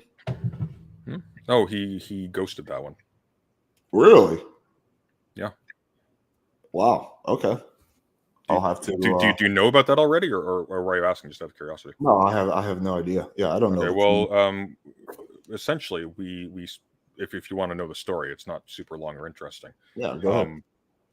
Yeah, so me and some friends, we were streaming a review of his Keffel's Manifesto, I think. Mm-hmm. He decided to start streaming it as well. He started like lighting up other people in the stream, so I just called him. I was like, I appreciate you doing that. We ended up having a long conversation. The topic went to why do you think you can't have positive or productive conversations with people on the left? And one of the things he cited was the overwhelming number of professors and staff that are being like pushed out of universities and institutions by the woke mob. And I said that's not my experience. Why don't we take some time to research this, actually look at the data, and then we'll come back once we're prepared and we'll actually hash this out. And he agreed, and we spent. He provided a list of examples that his community had dug up. It's a long Reddit list with a lot of citations. I actually really appreciated the work they did, and we went through them. And we went through all the stuff. We interviewed people who were involved in some of them.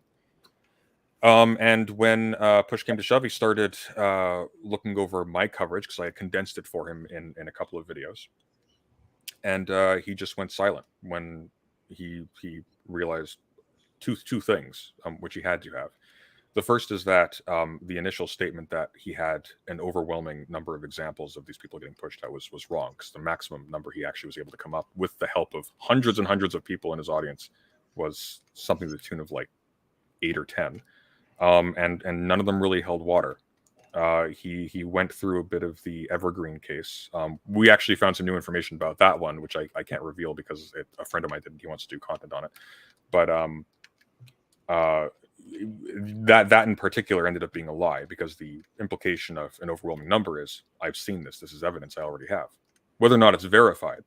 And then secondly, none of the cases again held water, so it would have just been a bloodbath, because it would have just been like, hey, not only were you completely wrong, as we've gone through your data and we've seen that no, in each of these cases that's not what took place, but secondly, you actually lied when you said you had an overwhelming number of cases to draw upon to justify this statement. And then he just disappeared, went silent. Just okay. Walked. Yeah, I wonder if though if we're being like good faith, if it was that he saw your research and he got intimidated and wanted to back out. Well, he started researching it already, or he simply I know. Yeah. Or simply he forgot to respond, because I know with Destiny, with me, like, we're friends. Well, he Sometimes definitely wait, my man, you gotta let me finish. Sometimes he just straight up like doesn't respond for like weeks, right? And I'll be like, yo, what's going on, man? He's like, oh my god, I'm so sorry. But yeah, I'm debating him tomorrow. I'll bring this up because I think that'll be a fun debate. So. Well, why don't you go over some of my videos on it? The whole thing's documented. We spent a solid 17 or so hours on stream going over the cases one by one. We had interviews with people who were involved, and I condensed it all for his benefit, and he watched it on stream. And he challenged my interpretation of some of the emails, for example. I think rather badly, but that's beside the point. He spent hours on stream actually starting the research.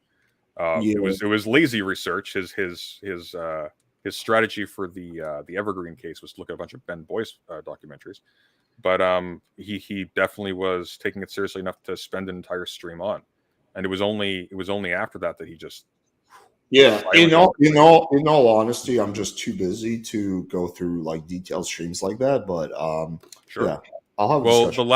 the last one on that topic outlines what went down. It has all the links in the description, and that would give you a fair post-mortem of the whole event. Okay, yeah, if it's quick, it's called To the Coward Stephen Bennell II. I can. Hey, do you mind? A few people in my chat want to ask you questions. Do you mind if I bring them on? Do you bring them on? Yeah, they just want to ask. Depends on who they are. I'm not particularly keen to have like an ambush with a bunch of DJs. No, I'll do one person at a time, and I'll tell them to keep it respectful. They just want to ask you questions. Nothing like crazy. For 20 minutes, because I have an anti-Oedipus thing at 7. But yeah, sure. Okay, we can go for 20 minutes. All right, let's bring on Michael J. So yeah, guys, let's keep it respectful. Even though this debate got heated at times, let's keep it respectful. What's up, Michael? Hey, Michael. How you doing? Hello, can you guys hear me? Yeah, we can hear you. A little bit. You're a little bit choppy, just a heads up. All right, let me try this. Oh, no, you sound good now. You sound good now. All right, sorry. Perfect. All right, so President Sunday, I've watched your content for quite a bit now. And, cool. Well, my first question is, I believe you're friends with Max Carson or something? Mr. No, I'm not friends with Max Carson. Oh, but you guys do sort of align as far as like being against Destiny, right? Not really, no. My issues with Destiny are different from Max's, I think, except for the Fuentes thing. I think that's the only time we've ever aligned in their critiques. Max is like on this weird obsessive thing about Destiny being socially abusive to people. I don't know anything about that or care. Well, I would if there was anything to substantiate that. I don't really see it. Okay. Outside of the obvious Twitter stuff, but that's documentary at this point. What do you mean, obvious Twitter stuff? What do you mean? Just like he's got like a backlog of like just really callous statements towards people on Twitter. It's like the Islamophobia and stuff. Is that what you're? Xenophobia? Islamophobia. Oh, I haven't followed that. That's recent. No, I'm talking about just stuff like statements he's made towards Doe. I can't remember off the top of my head. He's probably said something about so and so being like subhuman or whatever. I don't know.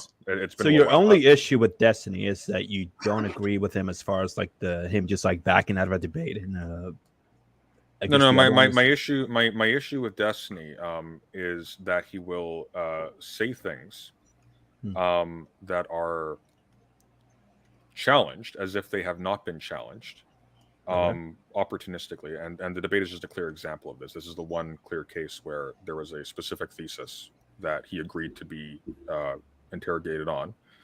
He was given a tremendous amount of time and resources to prepare himself for it. I was very transparent about like what I was looking through, et cetera, and he ghosted on that. That just told me that he was not serious about actually interrogating the stuff, and he was engaging with it very cynically. But are we different from backing out? It's supposed to like ghosting you and backing out are two different things. Because you did call him like a right-wing grifter or something. That was later. Backing out would be, hey, I'm not interested in this debate anymore.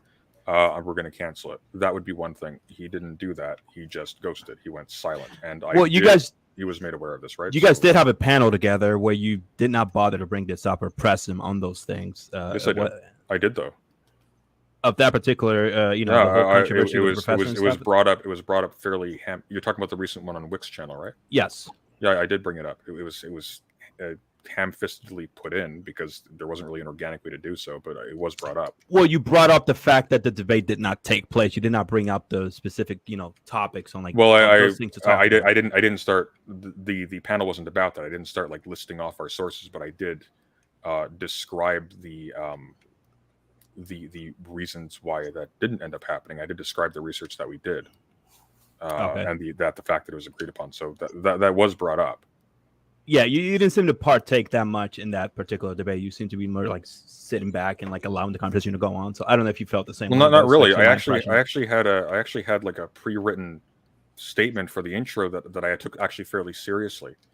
The debate topic had to do with, if memory serves, is the left to blame for the rise of the right, and I had a fairly critical answer to that, namely.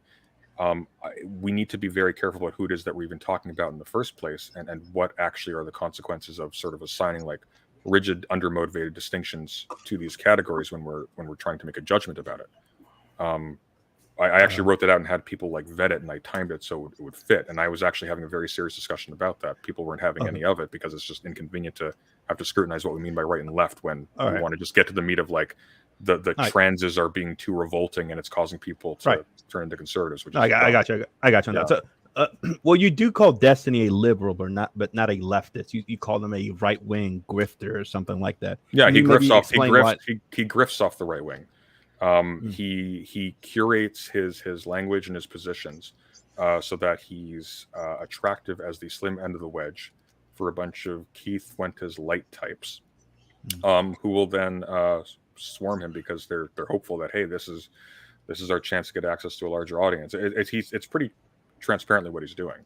But he's not like having chicken and waffles with Nick Fuentes to appeal to a moderate base. But right? Could that not be in an attempt to like change the minds of those followers who he perceives to be like going down the wrong path? Like in a way, seem like he's been friendly towards them to like pull. Well, them one of the over to his side. one of the things you wouldn't do in that case is you wouldn't give, for example, people who have already been ridiculed within the right wing, like Nick Fuentes, because at that point he was basically a non-entity. You wouldn't be giving them an opportunity to sell themselves and their charisma alone in just like little public hangouts. So like inviting him to his bedroom to just have a chit chat, going out for din-dins at like a chicken and waffles place. That isn't challenging him. That's just allowing him to look fun. But if that were not, let's say, your approach, what would be your approach? Because like Destiny did mention he did not want to come across as like too hostile to that community, because like he doesn't always. Yeah, I know he doesn't. That's what I'm saying. What would my approach be? Right, when it came to like dealing with right wingers. Because I've not seen you like debate a right wing at all. Like Alex brings on a lot of right wingers. He's been I would never. Yeah. No, I would absolutely debate a right winger. But I would do so. I would do so on a specific thesis with like specific research. And if I was in a situation where randomly I was talking to one, or if I was in a situation where like I was at a dinner with one and we were on camera, I would absolutely make sure that I was challenging him on the issues for which he was known. No, I'm talking about like an open panel. An open panel, like say Alex sometimes has those, where Erudite hops on or whatever. I know you guys may not get along, whatever, you and Erudite, but I'm saying like one of those. Would you be willing to like hop on? Same deal. Like I wouldn't be frivolous about what panels I'm on in the first place. When you have a following of that size, like you direct a lot of audience flow to people who manage to associate with you. That's why panels are so excited to have large streamers on. That gives like a very serious monetary advantage potentially to people who are going to use that and the increased exposure to motivate a whole bunch of people to engage in some really toxic stuff. So it would differ as the situation occurs, right? Like it depends on who it is, whether or not you think you can like soundly come off as the better debater between the two. Right. That just seems like a pretext for like ruling out any possible interaction with right wingers and just. Well, no, I don't know if he's saying that, honestly. We can just ask him. President Sunday, would you be open to doing a panel with like some right wingers, some people in the middle, like BPF? Depending on the topic, if I trusted the moderator, and depending on the on like who it was, like in terms of preparation. No, I mean that's a fair. And by to be clear, like depending on the moderator doesn't mean like it has to be someone who's partisan to my side. Like if I haven't seen Big Papa Fascist, for example. I've been told by some people that he's a fairly neutral and solid moderator. If he could do a good job, and I was confident that I could make a fair representation of my case within the time given, I would absolutely consider it. No, I think that's fair. I mean, I'm kind of the same way, in all honesty. Like, I need to somewhat trust the moderating if I'm going on someone else's channel. I mean, I used to be right wing, by the way. Like, I'm not. I wasn't left wing. Yeah, for very that was long. my next question, actually. So do most people on the left. Michael, just one last question. I want to get one more person on before we wrap up because he's okay. Yeah, just to get before I get to my next, and just to clarify, what I meant is like for Alex to somehow like moderate, and you and Big Papa Fashion, whatever, like have a, because you guys seem to be like pretty good debaters, and that's what I don't think President Sunday trusts me. Okay, fair enough. Oh, you to moderate? I think. Yeah, I think I've got some issues with what I've seen of you so far. But I think even just now, like that was a fair intervention you made, and I don't think you had any particular prejudice reason to be fair to me. So that speaks to your favor as a moderator. Okay, and my last question, you did mention about like shifting from like left wing to right, from right to left. Yeah. What actually happened? What changed your mind? And what that's a long story. But the short of it is, I as like the main key points. Yeah, sorry. Yeah, as someone who's fairly conservative, I was actually fairly aggressively so, and I tried to figure out how to basically do what a lot of people do, concern trolling now, where I would try to figure out the positions of my ideological opposition like really robustly, in order to find ways in which to undermine them sort of from on site, as it were. And as a result of doing so, I educated myself massively, and I realized that my position was not as well-founded as I thought it was before. And that sort of began a long process of introspection and research. And just as I educated myself, I moved more in this direction. It corresponds directly to my educational history. Okay. So, and just to be sure, when you say research, the research I mean something very general. Side. I just mean I read more, I spoke to more people, I learned more. I just got better educated over time. Yeah, because my counter to that would have been, like the left wing seems to be more in control of the academia, a lot more of the research papers, things like that. Michael, I want to get the next person on. No, fair enough. We don't have too much time, but thanks for coming on, buddy. No, thanks for having me on. I appreciate it, Alex. Have a good one, man. All right, let's bring on one more person. This guy's. Yeah, you're okay with it just being one more person because I have somebody else. Yeah, for sure. One more person, and we'll wrap up. This guy's quite the character. All right, Spicoli, what's up, buddy? Hello, gentlemen. Hi, Alex. Thanks for bringing me on. I didn't catch your name. I'm sorry. Spicoli. Sounds Italian. It is. Ever see the movie Fast Times at Ridgemont High with Sean Penn? I haven't. Is it good? They called me Spicoli. Obviously, that's not my real name because I smoke more weed than Spicoli does in a day. How about that? Okay. So I applaud you, Sunday. I say Sunday for short, from moving over from a right-wing position to a left-wing position. And I want to preface this, Alex probably knows this, but you don't. I want to preface this by saying that I was and still am a 40 plus year member of the Democratic Party. Okay. Now, even though I have not voted in the 2 last elections because I don't believe in voting for the lesser of 2 evils, so I didn't vote. Otherwise, I always voted, and I was always much voting Democrat. I don't think I ever voted for a Republican in my life. But consequently, over the last, let's say, 5, 6, 7, 8 years, I didn't lead the Democratic Party Sunday. They left me. And while I applaud you from moving from the right to the left, I believe you and others who, if they are woke, have moved a little bit too far to the left, in my opinion. Now, before you say anything, and just give me 2 issues I want to discuss really quickly, then you can rebut, and I will get high while you rebut. My 2 issues. Just be advised though, very carefully. I literally have like 10 or so minutes. Like it probably won't take really that time. 9 minutes. Okay. It won't even take. I speak fast. Wait. Okay. I won't have time to get high. Okay. Thing, right? Okay. Here's the thing. First of all, gender studies, which really you claim there's multiple genders. Blah blah blah blah blah blah. Okay. Sure. To me, I say there's 2 genders, but whether you're male or female, there is a spectrum to how much male or female you have into you. Now, wait, so sex is a spectrum, but gender isn't? That's no, wait. What did we say? Don't say. I promise. Don't say anything until I'm finished, please. Okay. Yeah. No. You're right. You're right. Continue. Okay. Here's my point. Where did that come up with? Who came up with that? Maybe you know. Maybe you don't. It was a man named John Money in the 60s. And why? Because what happened was there were 2 twin boys that happened to be born. And I'm familiar with this. I'm familiar with this, though. You can say time. Like I know the story. You know the story, but others may not. That's why I'm saying it. So what happened was John Money decided 1 boy was circumcised, and they accidentally cut off too much penis. And so John Money and the surgeons decided, why don't we turn this little boy into a girl? And since gender is a social construction, we'll raise him as a girl. So consequently, he was raised as a girl. When he found out that he really wasn't a girl, he happened to delete himself. Okay, that's number 1. Number 2, his brother also deleted himself later in life, and these guys were like around 35 or 40 when they did it. Number 1. Okay. Number 2, critical race theory. It's a little bit more complicated than that. Okay. It wasn't just I know, but it is important because you're interested in making sure people know the story, right? Go ahead. So it's not that he found out he wasn't a girl, so they tried to raise him as a girl, and that caused him immense psychological harm. I did say that. They tried to raise him as a girl. Oh, did you? Okay, I missed it. My apologies. Continue. They tried to raise him as a girl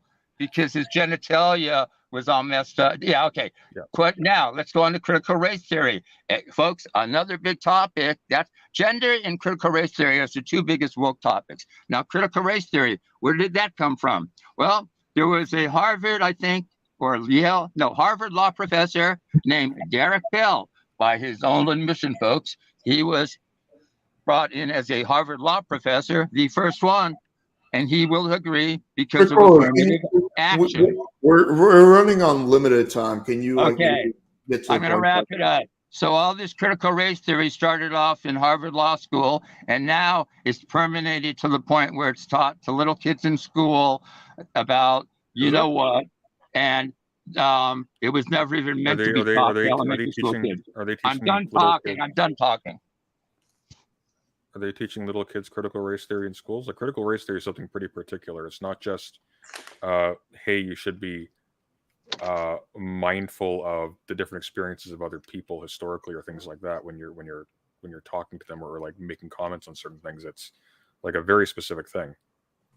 It's concerned with a critical analysis of history and institutions in the light of the history of institutional, like very explicitly institutional racism in the United States and in the English-speaking world in particular, but also elsewhere, as well as like more subtly how institutions and our thought processes are inflected by the fact that we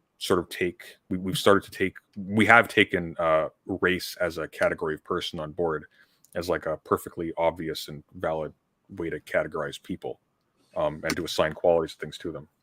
Like that's. Let me make a point. How come when I was brought up during Martin Luther King time in the 70s and stuff, up until the woke people started mentioning all this race stuff, I lived personally in a colorblind world, and I believe racism exists, but it doesn't exist systematically.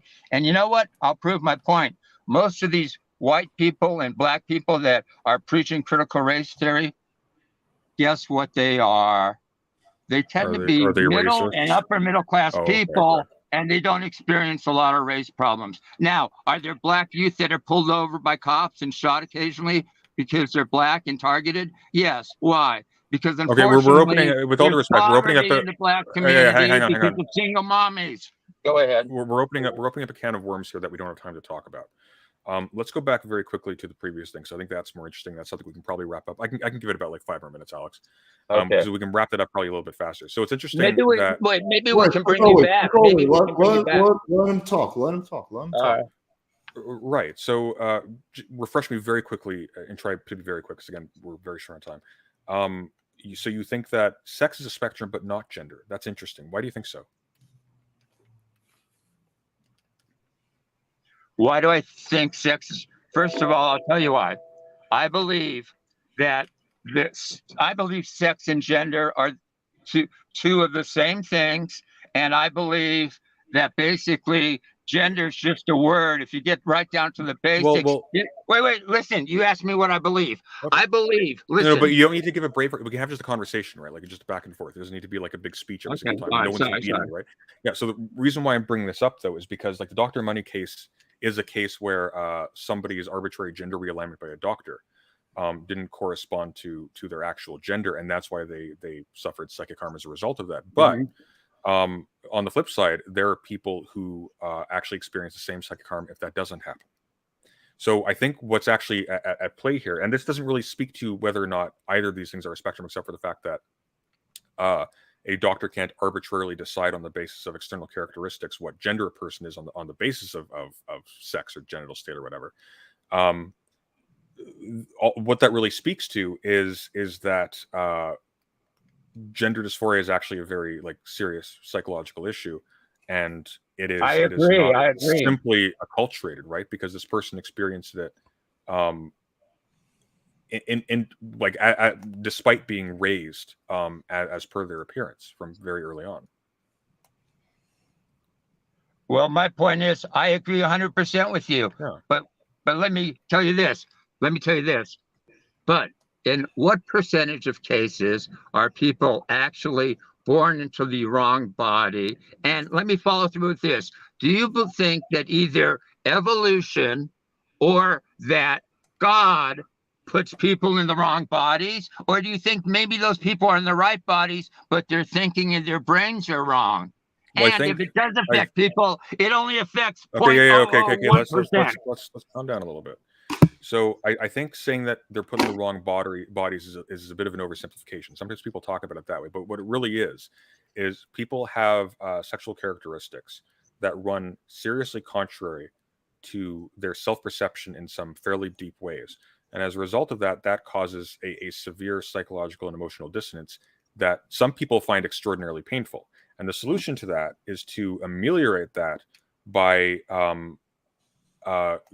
causing those features, either folding them into an aesthetic that sort of contradicts them and contradicts like the social role that they would slot you into on that basis. Like one of the things that Dr. Money does that was really harmful with respect to that kid is he assumed that you could just brute force someone into a social role on the basis of physical characteristics. That's clearly not true.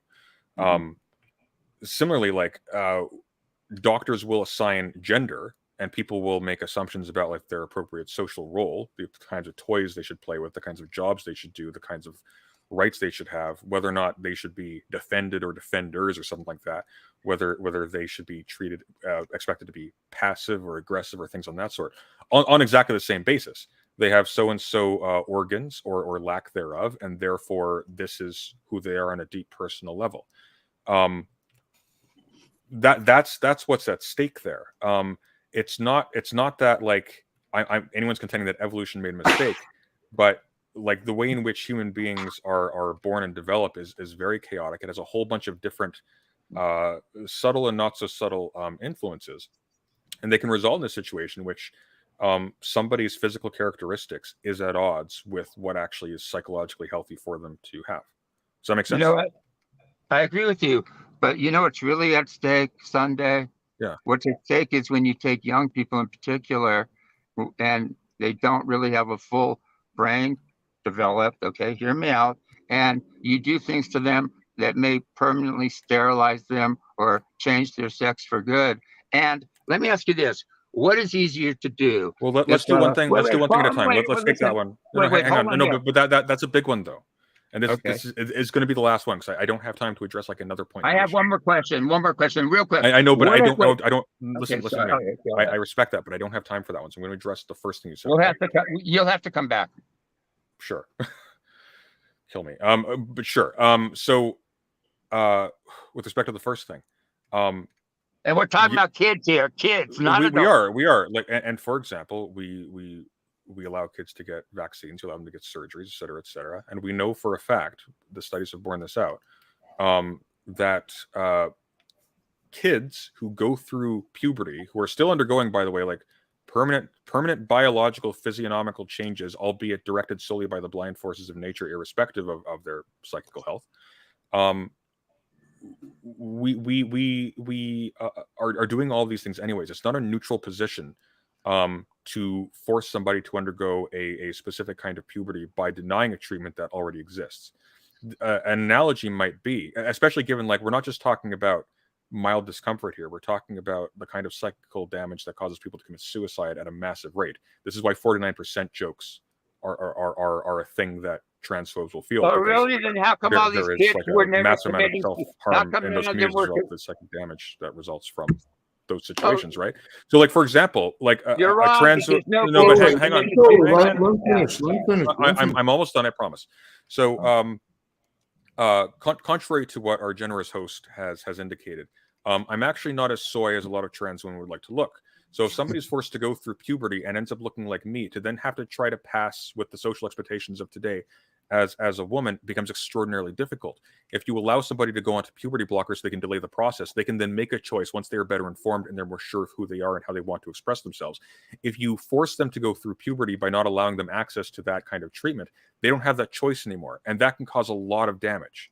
Right? Oh. That's unhealthy for them psychologically. Alex, you have to let me one more. Alex, please, I gotta finish. Okay. Then what about please, Alex? I have to retort. I gotta run, Alex. If he wants to take like 5 seconds, he doesn't have it right. I'm gonna prove him wrong because look at Jazz Jennings. Wait, stop. How long is your statement? Is it like 10 seconds? Is it 2 minutes? 20 seconds. 20 seconds. All right, let's hear it. Okay, look at Jazz Jennings. They put her on puberty blockers. Her penis never developed fully. So when she turned 18 or 20 and wanted to become a full woman, they did not have enough penis material to make there are treatments for that. But they had to use a rectum. I know you're very. I know you're very angry, but like they have treatments for that, right? So one of the things that they do is they will employ. They will apply things like topical testosterone in order to make sure that these things grow in proportion to age. Like these aren't like things that there are no solutions towards. It's an evolving field. Treatments are getting better over time. They're experimenting on these kids. Are there long? Right, there's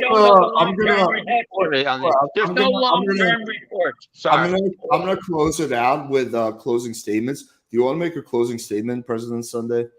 No, I think I've made my point. I'm good. Do you want to stay? I'm just going to make a quick closing statement. Wait, buddy, you got to chill. Do you want to stay while I make my closing statement, or you got to dip? Do you want to make a closing statement? I'm going to make a closing statement, but well, you're just going to be talking to your audience, and I don't really have any particular desire to argue with the beginning of the conversation any further. I wasn't sure if you wanted to respond to that. Not particularly. I have people waiting for an edit. I will say this very quickly though. All the other stuff aside, especially like here, for example, I would say that I think you're actually a fairly competent moderator, and I did appreciate your impartiality and fairness in these questions. Granted, there weren't very many of them, but I don't have any particular issue with you personally. It was the undermotivated nature of the conversation and the fact that we're talking about something that to me seems petty. You may disagree. That is the explanation for the, shall we say, the lackadaisical nature of the earlier part of our conversation. So I don't have any hard feelings towards you. I think I strongly disagree with like the judgment behind some of the things that you do, but I don't know you again. So if you're like a happy, well-adjusted guy and we just have some ideological disagreements, I'm happy for you. That's about it. Okay, cool. Yeah, I'm gonna address what you said in my closing statement, but you got a dip. Thanks for coming on. Yeah, thanks for coming on, and no hard feelings between you and I. I gotta meet you. Just let me. No, it's okay. It's okay. That's fine. He's being friendly. Have a good night, Nicole. Take care, guys. So, sorry, President Sunday. So I was gonna say, appreciate you coming on. It got quite heated at times, but hey, you're better than the guys who don't want to come on. So yeah. But yeah, no hard feelings towards you. Let's maybe do this again at some point in the future. Yeah, maybe. Take care. Have a good night. All right. Have a good one. All right. So let me make my closing statement. I felt bad like doing this after he left, but he said that that's what he wants. Yeah. Let me think of how to phrase this. He just noticed the pattern. Every time he was pressed on a point, like on a real point, he would redirect with personal insults and gaslighting, right? But when he's not pressed on a point, when we're just having like a normal discussion, he's cool, he's chill, he's able to have a discussion, he's able to just, be chill and whatnot. It's only when he's pressed on like a logical point or something he said that doesn't make sense, that's when he gets into the personal insults and the gaslighting. And I was trying to very consciously avoid that because then I feel like that would devalue the points I'm trying to make. But the fact of the matter is, here's some quick summary. One is that I'm miserable. And again, this wasn't like a one-off thing. It was like something he said like 10 times or something like that, or a dozen times. His whole evidence for why I am depressed, why I'm miserable, is because in one debate a year ago, I referenced how race plays into dating. And he doesn't even think I'm wrong. He's agnostic about that issue. So he has an issue that he's agnostic on, but that is his whole basis for why I must be miserable, which seems to me like a crazy fucking argument. So that's the first thing. The second thing is that he doesn't offer better solutions. He's not like, whoa, you're wrong about this. Here's what you should do, right? Which is typically what I do when I criticize people. Seems like he's agnostic about a lot of issues, which is fine. You can be agnostic, but at the same time, you shouldn't go after people having those positions. He's like, whoa, Andrew Tate is such a piece of shit. Okay, well, what do you recommend instead? I don't know, man. I don't have anything to offer. So that's another thing that I thought was kind of funny. And the third thing is, what was the third thing? We covered that. Oh, just the fact that like literally every topic was off limits. Like I was like, okay, let's talk about your claim about me. Oh, that's boring. Okay, let's talk about my similarities with Andrew Tate. Oh, that's boring. All right, let's talk about like a political issue that's like more general. Oh, I don't have another experience. Like literally every topic was off limits. Someone asked him like, hey, listen, man, can you give me some specific topics that like you're comfortable discussing? He couldn't name anything. And then his excuse was, oh yeah, I didn't want to be here at all in the first place. But I'm on here. I don't know why. It's like, dude, that makes no sense. Like clearly you want to do it. If you watch his and listen, I don't give a shit that much about Cloud. You guys know that about me. But if you watch his preparation for the stream, someone asked him like, hey, why are you doing this debate? He's like, oh, this guy has 120,000 subscribers. So let's not pretend like you didn't want to be here. I mean, Cloud was clearly a motivator. Again, if he thought he was going to get some of my subscribers, I think that was kind of foolish because I don't think anyone's going to support him. But yeah, like if he just stops doing all this weird shit with like the personal attacks and deflecting and just the smugness and just being generally a dickhead and just like acts how he did in the later stage of the stream, like he's not a bad dude. I mean, again, I don't know about him, but he was pretty chill in like the later stage of the stream. It was just like in the first stream, whenever he was pressed on something, that's when he would turn into dickhead mode. And I think this is like the reason why a lot of fucking people hate liberals, right? Like a lot of people look at liberals and like this is what the left is. I want to be as far away from that as possible. Why would I want to be part of some community that's smug, arrogant, fucking insults everyone? Like, so I don't know. I don't think he's doing his cause any favors. Seems like he also didn't have any positions on anything really. It seems like his just positions were weak on everything. But yeah, I don't know. It's kind of why I'm at. But yeah, there was a lot of gaslighting I saw. It was funny. Like back in the day, I would have responded with gaslighting myself. But nowadays, I'm just like, I'm going to call it out, stick to what I'm doing.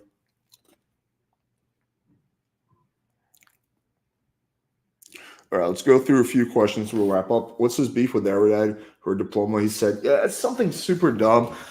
So basically, in one of her streams, she misspoke and she said that she was a psychiatrist. In reality, she's like a psychonutritionist or whatever. Something really dumb like that. Okay, let's see what else we got.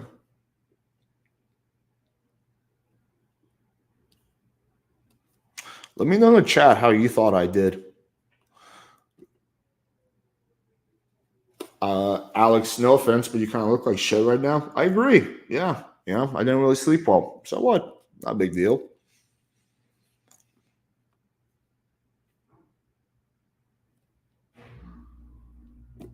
Wait, you really thought that I lost that debate? Really? Radical coder? How's that even? You got to be trolling.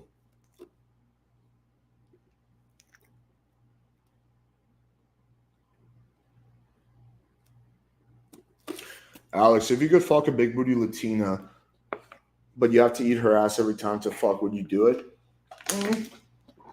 She has a really, really clean ass, and then yeah, potentially.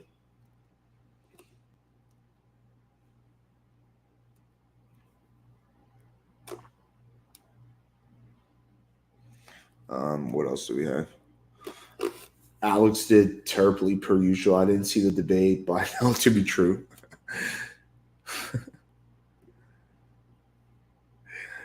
Ryan is the only person more cringe than Sunday. No, I don't think Ryan is more cringe, but he does take some cringe positions. Nah, you absolutely destroyed President Sunday. Thank you, sir.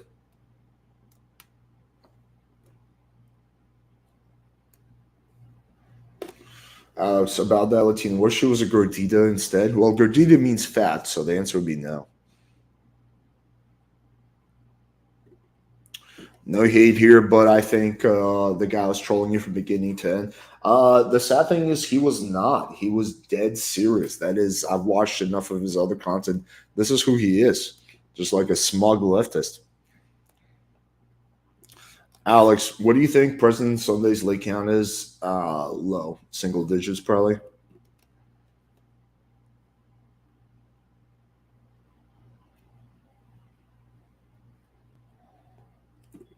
I do respect the fact that he was willing to have this discussion. That's more than a lot of other leftists. Alex, you should collab with UDY and play the role of a seducer person, loyalty test and bids. I don't know who UDY is. I'll have to look into that. All right, I'm going to drop the link if you guys want to have a little bit of discussion before Natty gets here that we're going out to eat. Let me see what her ETA is.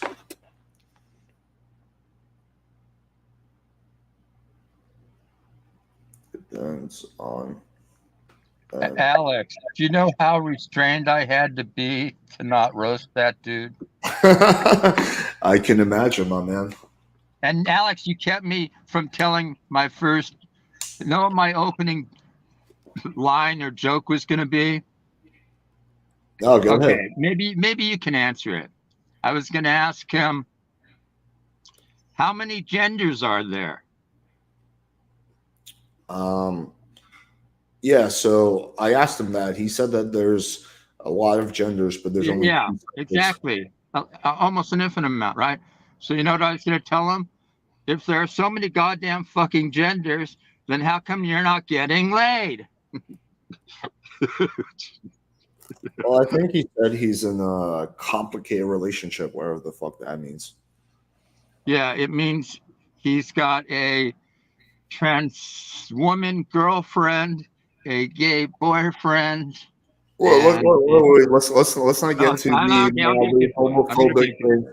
I think that I agree with you. He's not getting laid. I don't think he is. But yeah. Did I do okay against him, Alex? It was one of your better performances. Thank you. Oh, Alex, I never asked you. I've been asked, how is my speed? What kind of comments or recommendations or advice can you give for my speed date with Malik? Can you fill me in on that? What did I do wrong with Malik? I mean, that wasn't a speed date. That was just kind of like you lectured her for 5 minutes.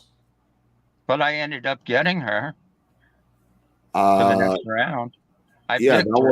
That wasn't like a. It seemed like you were just like you literally started off by saying, "I'm not interested in going on a speed date with you." I wasn't really. Okay. So see, look, guys, listen. Maybe that's the key to it, Alex.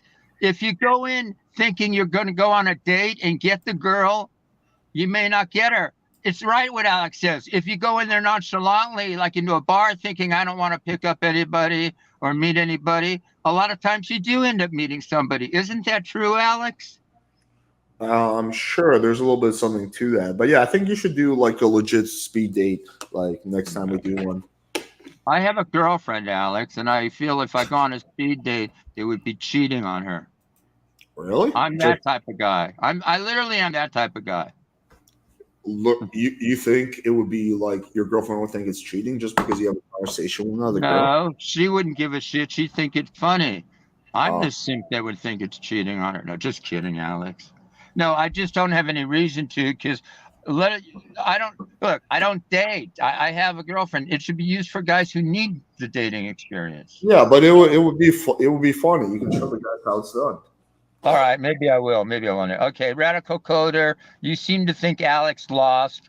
I think now, Radical Coder, before you answer that, do you think I lost against that dude? I mean, you didn't make any, like, literally any good arguments. You kept saying that, like, some things that you don't like originally were formalized by people that you don't like. So I would have, but there was no time. Which was like really stupid. So yeah, I didn't have time to do that. If I had time, no, you did. That was all you did. You had extensive time to make any arguments. I have an important question for yesterday. Wait, but Ryan, you don't know this about me, but I have accepted Joe Biden as my Lord and Savior. Bernie Sanders. Oh, even more based. Yeah. All right. Joe Biden. I stopped masturbating to pornography because it's discriminatory towards women. I now only masturbate to Bernie Sanders and whatnot, and real men, people like that. And I generally. You guys think leftists don't masturbate to women? I generally, when I walk around and people say anything that seems even mildly insensitive, I call them out on that. Well, I think that's good of you to like speak out your beliefs. Like it's probably good to like the people around you, when you feel like the people around you are saying things that you don't like. I think it's good to speak out about that. I'm proud of you for expressing that and manifesting that into the world. I think that's a good thing to do. So good for you, man. Yeah, I beat off to pictures of donkey rear ends, Radical Coder. Awesome, dude. That's fantastic for you. Alex, why did you hold me? The live stream the whole time. I'm offended on you. Wait, why did I what? You held me the whole time when the open panel was. You're on now. Yeah, but you the last time I'm offended on you. You're offending. No matter what I do, people are going to get. You triggered him, Alex. Go to your safe space, Max. Go to your safe space. He's a troll. He trolls sometimes. He's not a troll. He trolls sometimes. Ryan, why did you think I lost that debate? No, I'm a racist. I don't know. I don't know that I'd say anyone really lost. It wasn't really that much of a debate. Like it was a good I genuinely mean this. I think it was a good conversation. Like I actually really enjoyed because I do actually like enjoy both of your content. Although Sunday does make me cringe a lot, as I said, you also make me cringe a lot. But like the parts that were the beginning was dumb. And when he was watching, I watched him like watch some of your content. And like his when he looked at the Andrew Tate thing, he's like, oh, he's just parroting Andrew Tate. But like I remember when that video came out, I think, and it was like you were kind of pushing back against a lot of people's presumptions about Andrew Tate at the time, and saying like, oh, well, here's like some things that he actually does talk about that do resonate with men, and like whether or not you like him, like these are good things that he says that are good for men. And he very much didn't pick up on that. So I kind of knew that was going to be a shit. So you agree with me on the Andrew Tate part, right? I guess what was your central claim about it? I agree that he's said things that aren't like terrible that resonate with men. My central claim is that just because I made literally one video where I pointed out some good things that Andrew Tate has said doesn't make me an Andrew Tate imitator. Yeah, I agree, and I don't think you're an Andrew Tate imitator, which is another like that kind of narrative that he had when I was watching him prep. Like he kind of had made that assumption like really early on, and was very dismissive, and that was very cringe to watch. I mean, I could get like way more views and subs if I was an Andrew Tate imitator. You probably could, yeah. I mean, I'm doing this to my own detriment. You should go to Russian Fit podcast. No, I'm joking. No, but like to the first one, like. He made the claim that I'm a miserable human being like countless times. You don't think it's like valid for me to press him on that? Oh, I think that's fine. Yeah, and he didn't really defend that, did he? No. Yeah. Spicoli, how old I think it's dumb to make stuff like those. It seems like whenever he was like really pressing the point, he would revert to like personal attacks and like gaslighting. So what part do you think that I lost on? Like what part do you think? So I would say in the beginning, what you're describing and those central claims that like were like the kind of thesis of the debate going in, I think you won because I think he had a very bad idea of who you were and are like going into the conversation and was not like ready for a conversation with you about really anything.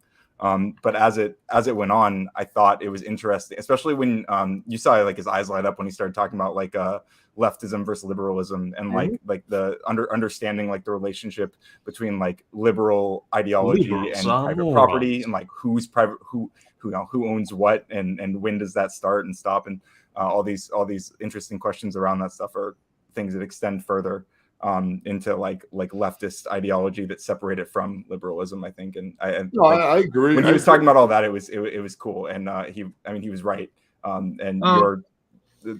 Rhetorically, I understand this how like liberals are referred to, like people loosely associated with Democrats or no, those are liberals, but just talking about different things. Aside from like, wait, let me just finish this and then it's all you. Aside from the I guess the semantics with the word liberal or leftist, is there anything specific, like any points you think I lost on? When you guys talked about the trans sports stuff, I thought it was interesting, but I think he was right to I think I'll say no. I don't think there were a lot of points where you took like an L, like you were wrong necessarily about like a claim you were making that he was contending. Because in the chat you were like outslaw. Yeah. I was memeing a bit. Okay.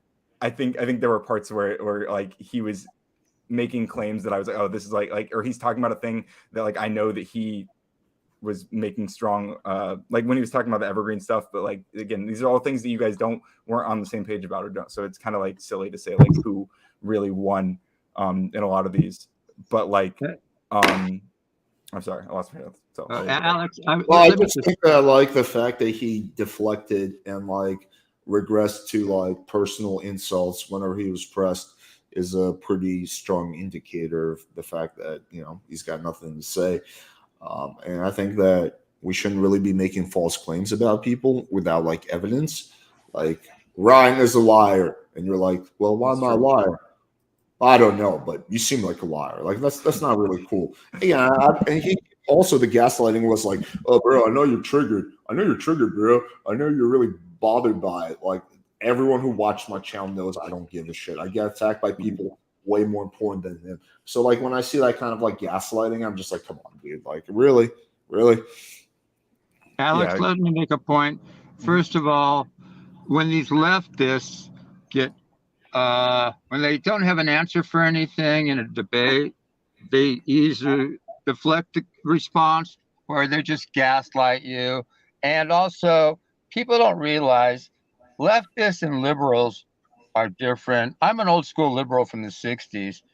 These leftists who are woke, they only hide behind the liberal name just because they can't call themselves Marxist leftists. If you look closely, look at the irony here. In the 60s, the liberals at Berkeley, they were marching for free speech. No, I understand. Now they're marching. Wait, now they're marching against free speech, and they call themselves liberals. Who's marching against free speech? What are you talking about? At Berkeley and other places, Yeah, they want to cancel certain words. A movement on the left to like ban right conservative speakers. Yep. Yeah, I mean, dude, I agree with you on like most policy issues. I am like definitely more of a liberal than I am like a conservative, especially like social issues for sure. But I feel like I don't want to get into like a massive fucking politics thing, but I feel like it's my views on society and the world haven't changed. It's just the party itself has changed. Exactly. I mean, you agree with me. You and I are in agreement on probably 95% of this bullshit. Probably, yeah. Maybe it's because we're Jewish. I don't know. I don't think our that's not 5% has anything to do with that. Well, I want to ask Max Ron a different question. What do you think about the debate last night? Wait, who debated last night? Did I watch it? Was I watching? Yeah, you were there, my man. I was in it. Oh, that's right. Oh yeah, with you and Alex Hader. Yeah, I'm sorry. Yeah, no, that was an interesting conversation.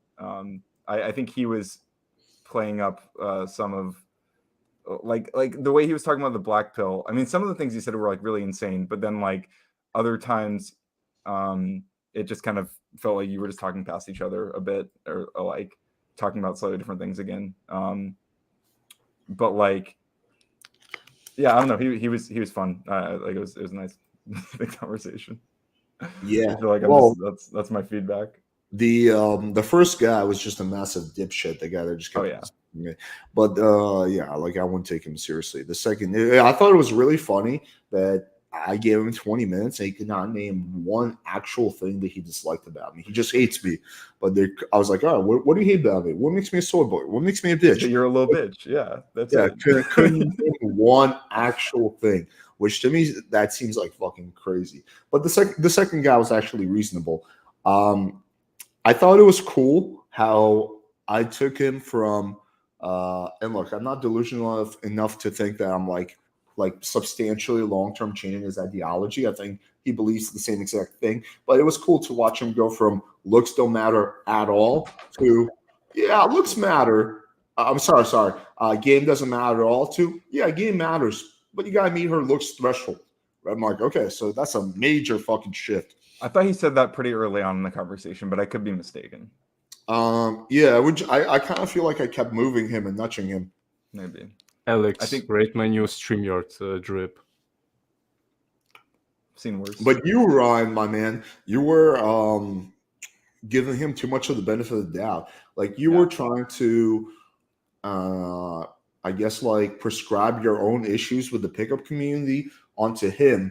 But you think this guy gives a shit about the ethics of it? Come on. No, but I'm using what we might call an intersectional approach, where if he's pushing for something, even if his reasons are bad, then I'm gonna probably like talk about that issue. Like I'm gonna raise that issue with him and then clarify why I think it's bad. So that was like what he was saying about viewing like the escalation from platonic to non-platonic as game. I think that a lot of stuff around this is kind of cringe, and I think a lot of it is because of how it like dehumanizes women. And the argument he was making was arguing that these skills are social skills rather than quote unquote game, which he's right. It's just a very specific set of social skills that you're describing as game. Right, but yeah, it's just kind of like this because I've got him to acknowledge that he was, using game.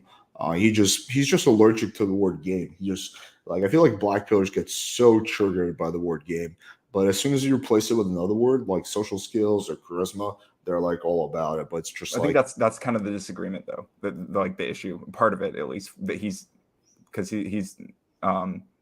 yeah, I don't know. At least like maybe that's at least that maybe that is where I'm kind of projecting my defense, because I kind of baited him into it's because it's dehumanizing, right? But I don't know if that's like his justification and stuff might be a little different than my feminist lens.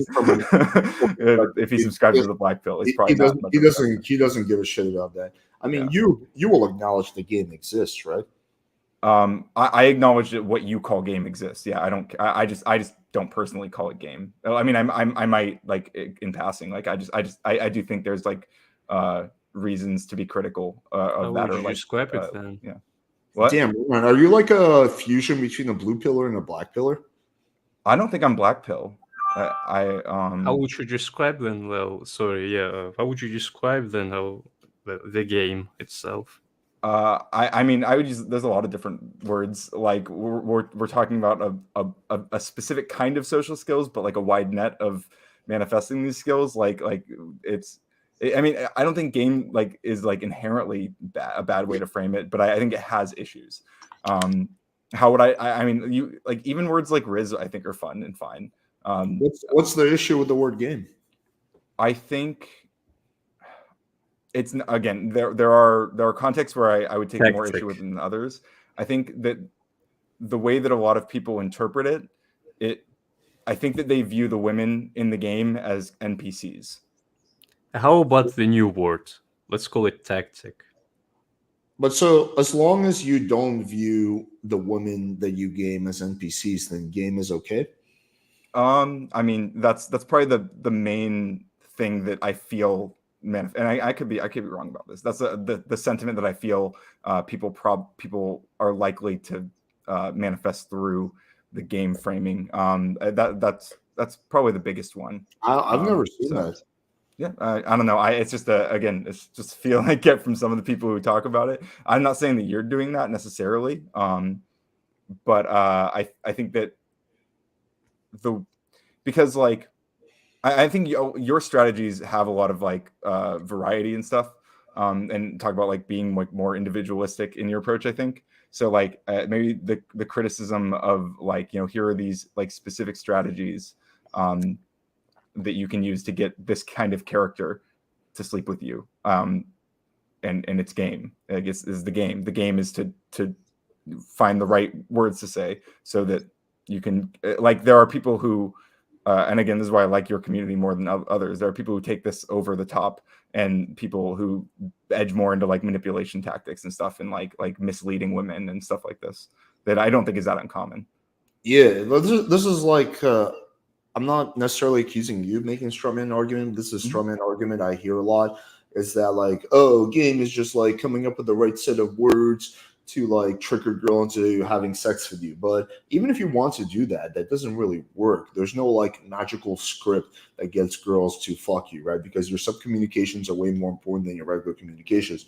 So what really game is, if we try to simplify it as much as possible, is number one, understanding what women find attractive, really having good understanding of women, and two, building yourself up to be a person that is naturally attracted to women. And a little bit of that is like gym maxing and stuff like that. But a lot of that is also becoming more confident, more charismatic, a guy that doesn't really care, because a lot of guys care way too much about what like a random girl thinks about them.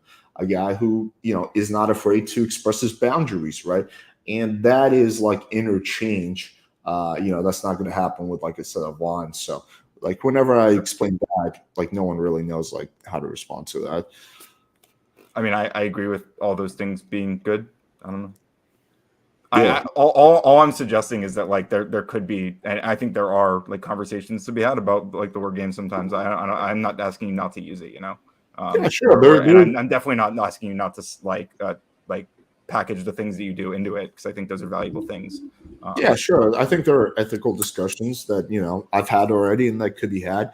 I just thought it was funny to see you agreeing with a black pillar when, like, in terms of your like values, you guys are like polar opposites. Like you have way more in common with me than you do with that dude. If we were like to explore the issue, so I don't know. I just found that, I agree with you there.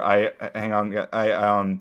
I mean, a lot of times in conversations, like if my channel is just all me like debating like historically like pretty far right people, and when they're saying something that I agree with, I still will kind of like hinge onto that and be like, oh well, here's something we agree on, and this is we might not agree for the same reasons, but like here's why I think that what you're saying is right, even if well, that sort of begs the question: what is it that you disagree with black pillars on then? Because it seems like you disagree with like the matter of one at a time. Let's start Michael, and then we'll go Spicoli. Sorry. I was just saying that it seems just that you only disagree with black pillars from my stance, like as a matter of optics. It's like, okay, it just doesn't look good. What do you think? I'm talking about Ryan. Okay. What do you think? That's why I asked, like, what do you disagree with them on? I don't know. I don't have like I'll destroy your question. Well, no, Spicoli, can you not talk for a minute? All right. I'm sorry. Like, what are the things? Yeah, like, can you give me like a set of like black pill axioms that you want me to like engage with? Like, I don't know. What are the only things that matter? That's a big one. I mean, I think looks like matter, but I think like to only like a certain extent. Exist. Your looks are primarily determined by your face, and you can't really change that unless you get like plastic surgery. Women are hypergamous, and they will trade up to a bigger Chad. Stuff like that. Alex, by the way, how would you rate my face?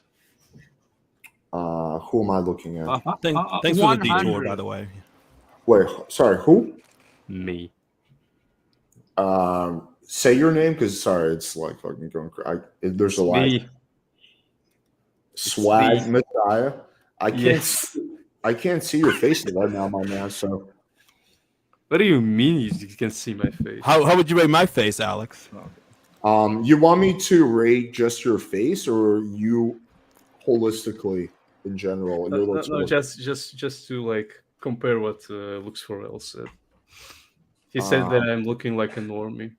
What's your opinion? Personally, I'm gonna preface what I'm saying, but I think it's like the pinnacle of silliness to care what some random dude on the internet thinks about your face. So no, I don't care. Just for a comparison, like I think your face is actually just purely your face is like decent. It's like maybe 5.56. I think if you got to like lower body fat, you could be at like a 6.5 in terms of your face, maybe even like 7-ish.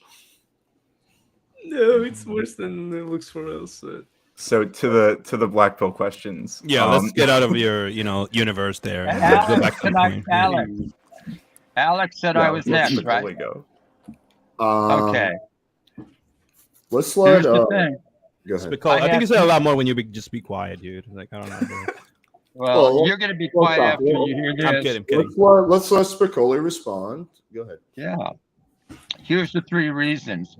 Number 1, guys, you could be the greatest looking Chad in the world, but if after age 35 to 40, you don't say anything, you don't either have money, or some status, it doesn't really mean shit to women. Number 1. Number 2, if you are an average looking guy and after age 35 or 40, you do have money or status, it does mean a hell of a lot more to women than if you're a fucking Chad that has none. And number 3, I'm an average looking guy, and if you saw my girlfriend, you would definitely say the black pill does not exist, or she wouldn't be with me. Now, what do you have to say to that, you dude? And to add my rating, well, it's a pretty good anecdote, yeah.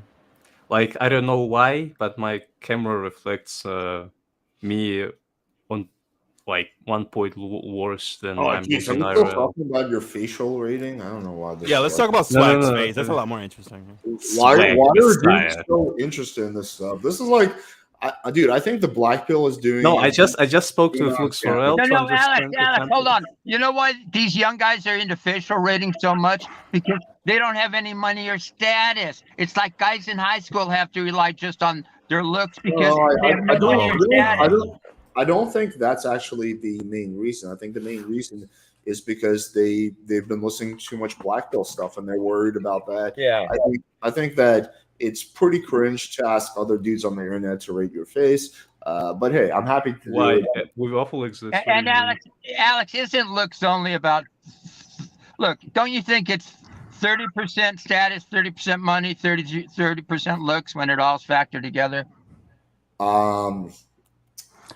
That's all subjective. It's not that easy to answer that question because, like, take someone like Jonah Hill, right, who's like way worse looking than me but has way more status. If me and Jonah Hill go to a bar in like LA, he will fucking crush me when it comes to like picking up girls. So it's really hard to like kind of put a specific number. Oh, because it depends. It depends how name much, brand and it depends how much money and status you have. That's why. Yeah, I mean, yeah, it's kind of a tough question to answer. It depends on the girl, depends on a lot of things. But anyway, let's go back to the initial discussion. Alex, they get the pussy. Yeah, so let's talk about. Yeah, I was gonna respond to the. I think the like points. the bit hierarchy conversation about the black pill points that you disagree with.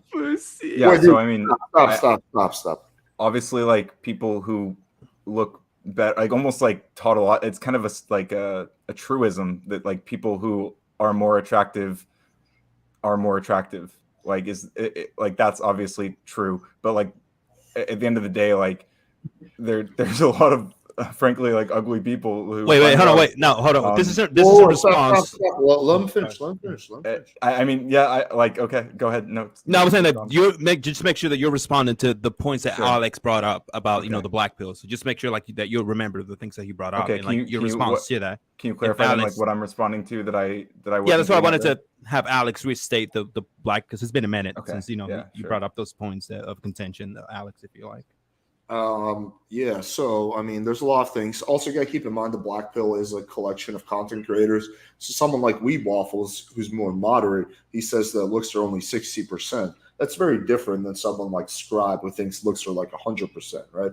So there's like degrees and levels of it. I think we gotta keep that in mind. But generally speaking, I think that black pillars believe that your results with women is going to be almost entirely determined by your looks, and you are very limited in how much you can change your looks because it's going to be your facial looks and your height, to be fair. And unless you get surgery, you're very, very limited. So things like gym maxing might help a little bit, but it's not going to make a big difference. I think that's the key tenet that I disagree with. They believe that game doesn't exist. It's not a real thing. It's kind of weird. They say it's manipulation, but at the same time, they say it doesn't exist. So it's like, is it manipulation or does it not exist? So yeah, I mean, there's a bunch. I wait, hold on before Ryan responds, because I don't think that's exactly their point. I don't think it's a game that does not exist. It's more to do with game. It's like more like a secondary. Once you sort of open that door, the looks. Once the look sort of welcomes the person in. So the game does play a factor, but it's not gonna like if you're like a fucking ugly person, it's like a 2 or something in short, like game is not. Yeah, Michael, let's like a much more reasonable position, but I've debated like countless black pillars, and that's not what I'm hearing. So just game doesn't matter at all to them. That this is what they're saying. Yeah, it's I hear either game doesn't exist or game is manipulation, but manipulation doesn't work. Okay, so Ryan, if you want to respond to those points, okay. You disagree with or agree with them? I mean, like looks obviously play a big part. Sure. But like does that make me black pill if I say like, oh yeah, like people are attracted to attractive people unless as much as they claim to play a big part. Yeah. Like, do you agree as far as that? Because like again, there are like really ugly people who find love, right? They would counter that and say, "Oh, that's because these dudes have money. They're beta bucks." Maybe some of them. There's probably poor ugly. I bet there's some poor. I've debated enough black pillars that I know all their counter arguments. Maybe. I'm just curious. I guess like I would have to ask an individual black pillar like what they're. Cause, I mean, I feel like that's an obvious answer. Like, I would even counter. Dude, I can literally count. I can literally parrot all the black pill talking points. Yeah. Just talking. I would even counter and say that it's not even just because of the money. I think that there are a lot of women out there who just are trying to defy like the status quo, and that they would just like go against the sort of norms and just like date guys that are like below average, even if they're not, like within that particular frame of what's attractive or whatever, or like the income part. Like there are certain women out there that just like trying to break down, like break apart the status quo of like he has to be over 6 feet or whatever. Those are like those kind of women like are dating for sort of virtuous purposes, but that's also like it's good to include that as a here's the actual truth, right? Of course, looks matter, right? No one's denying that. For some girls, looks play a bigger role than other girls. Some girls are primarily driven by looks, and some girls are primarily driven by inner things. But there's also a whole bunch of other things that play a role. Status being one of them, but also confidence, charisma, humor. Whether the guy can make the girl feel comfortable.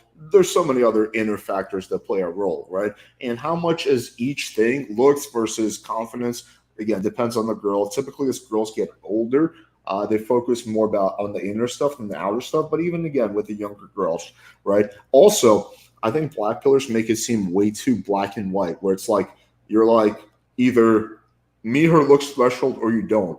But for a lot of guys, they're like somewhere flirting with the line. Like the girl's like interested in like, I don't know, this type of guy, and you're decent looking enough, but you're not really her type, right? But if you have a really good game, she'll give you the benefit of the doubt, and then you could turn it around. I personally experienced that. I've approached girls, and I remember one time the girl was like, "You're not my type." But if and then 2 hours later, we wound up sleeping, together. So, but yeah. If I could just add. Yeah, I mean, I agree with what Alex was saying, like mostly, and I would also add that it's not even just like all those. This is why I kind of cringe at like the people putting percentage on it, because it's not even just like each of these components like together they increase your Voltron size of like how attractive you are to women, but like also the interplay between these different components can like resonate with different people in like different ways, and it's just. It's a weirdly reductive way to frame human interaction, and particularly polarizing when we're talking about like how men and women, two categories of human beings, are interacting. Right. Like, I don't know. But I don't think it would, because it's like Alex, it's not reductive at all if you think about it. It's like we can both agree Alex. that looks play an extent, play like a part as far as like a. Yeah, but how do you Percentages go, but get we a could percentage? disagree. What are the steps to getting a percentage? Well, Like, some how do you people think know? that it's all to do with looks. It has everything to do with looks. That could What be are the for those steps? like How do I measure 100%, and versus like a person that's like only Tell me 20%. how to get those numbers? Where do they Alex, come from? answer Well, me. Well, what are you what's asking me? so Study or something? What are you? Well, talking not, well, I mean, like, tell me how you would study it. One convo at a time. Yeah. So like, what are you asking me? Like, what do we get those numbers? Like, it's all subjective, and depending on who you ask, right? Like, there's like fucking black people out there that can think that it's all 100%. Okay, well, why do that matters? How do I have a conversation about this then? If we're all just like saying whatever number we think is the best. Well, yeah, number. you would articulate to what percentage would you agree on just the looks mattering part, and then and like so like back that up with what else would sort of compensate for the rest of that sort of percentage that it's missing from the looks part. Can you walk me through like using these percentages in an example of an interaction with a woman? Like walk me through like how this happens and like what the. Well, it doesn't even have to be an interaction per se. It's like a woman, sort of like you being approached by a woman, she finding you attractive or whatever. For some black people, they can perceive that that's all because of your 100% because of your appearance, your facial structure, your height or whatever. That to them could be considered 100%, but for someone who isn't. So it does not consider that to be 100% interaction with a woman is going. I'm not giving you that. That's not what I'm saying. I'm saying that for that particular black pillar, he can just believe. It doesn't matter if that's how the conversation's going. That particular black pillar can just perceive that is what I think she finds attractive in me. Therefore, it's like that's what I'll go with. For some other people who just think it's only like 40%, they can think that the other 60% is made up by, let's say, personality or plenty of other things. So that's pretty much it's all based on the mentality of the person who's who you're talking to. That's Yeah, why I think that the percentages thing is very important because if we Wait, all you- say looks matter, but like to I what feel like you extent does it haven't done matter? anything to convince me that it's important. You've just told me like how like the different people might have different reasons for I coming to them, explained and I to you believe you. why different percentages matter because two people can both agree that looks do matter, but a person could also agree that's only 20% of the time, and the other ones could be. I just agree that 100% people of can it. disagree about how. I agree that people can disagree about how much. No, Looks I'm matter. answering your question for why the different percentages is important, as opposed to you saying, yeah, we both agree that looks matter, or I disagree that looks matter, or whatever. Like this is why They matter because adding a people sense of disagree about gradation them. to it is important. Here are like two of my issues with the black pill in addition to this. And then I'll kick it off to maybe Taylor because he hasn't really spoken much.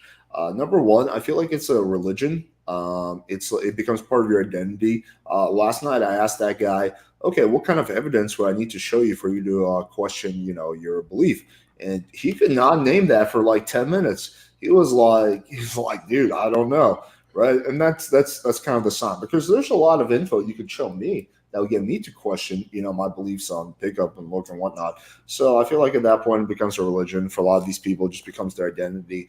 I think that's the first thing that I think is kind of problematic. I think the second thing is that for most black pill channels, there's not like practical badass like looks maxing advice. Like Men's Maxing is the only guy I know that really does that, right? And that's why I really, really respect him. And he doesn't even consider himself a hardcore black piller. He's told me privately.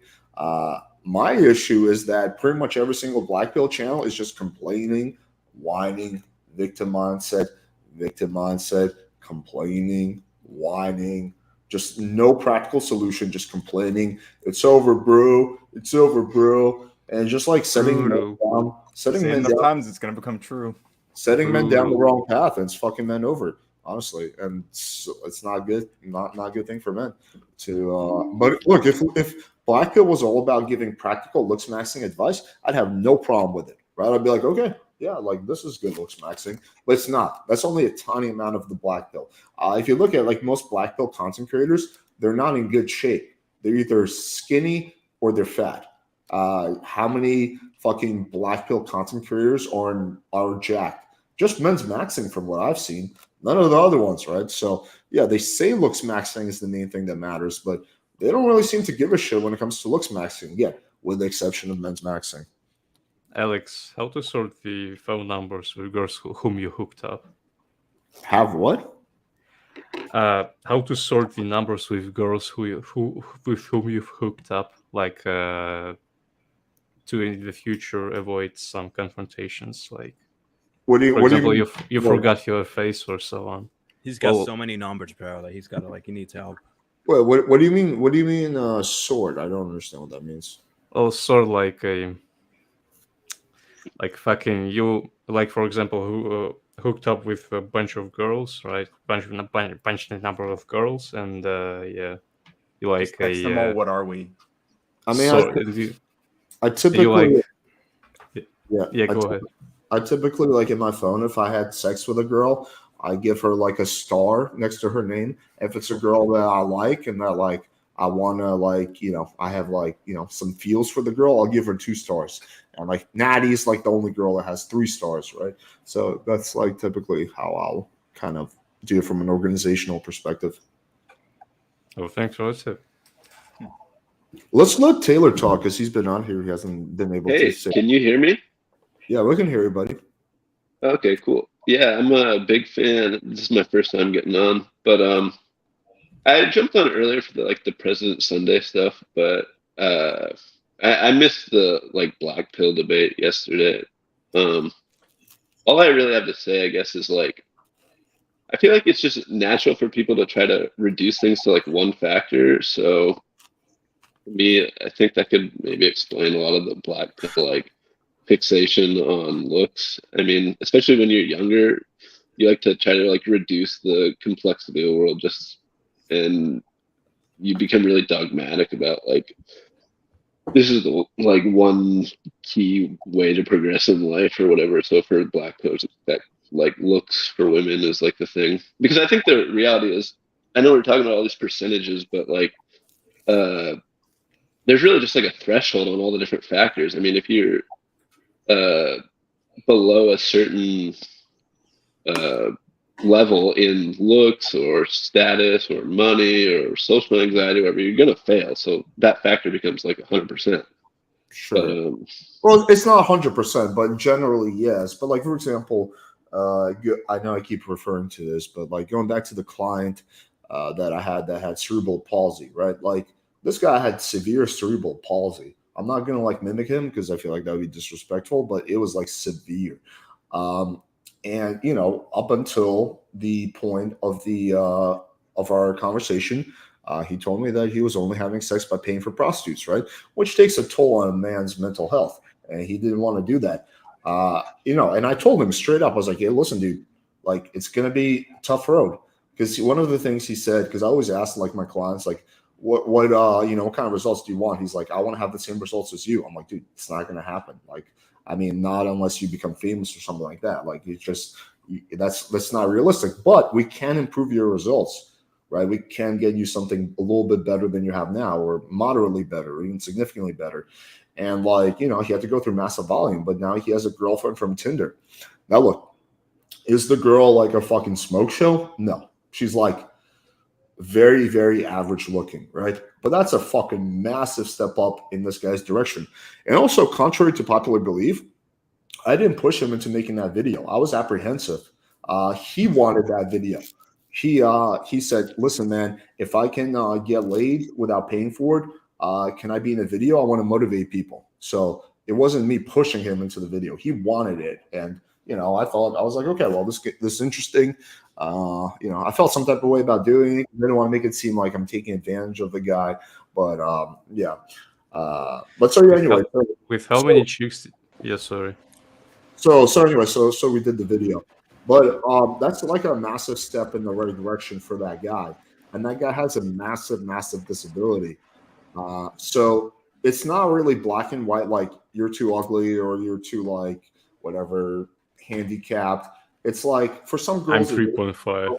For a lot of girls, there's kind of a little bit of a range, and if you can compensate with other factors like confidence, charisma, you know, like whatever other things, charm, then like you know you can get over the potential. Do you not think that women can just like easily see through those things? Like it's just like the overcompensation thing. Do you not think that women can just like shouldn't be lying about those things? What do you mean see? But we're not talking about lying. We're just talking about being like really confident. I'm not saying lying. I'm saying like women can easily see through, you know, like the overcompensation. Okay, just like being extra, like having an extra nice personality or this or that. Like they can sort of see through those things, you know. But like, it's like a fat girl with like a nice personality. Like you're a scammer, by the way. You're talking about something different. Like how is it? Like what do you mean? Like I'm like, okay, let's just say I have a disability. I'm like extra confident. I'm really funny. I'm really charismatic.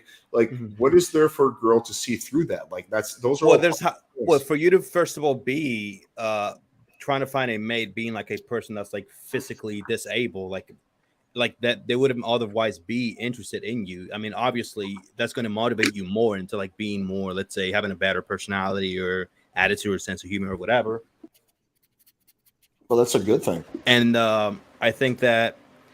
Yes, so I do think that, you know, for like if a woman were to be with a person like that, I think that it's like I just don't see a scenario where that could just like work out.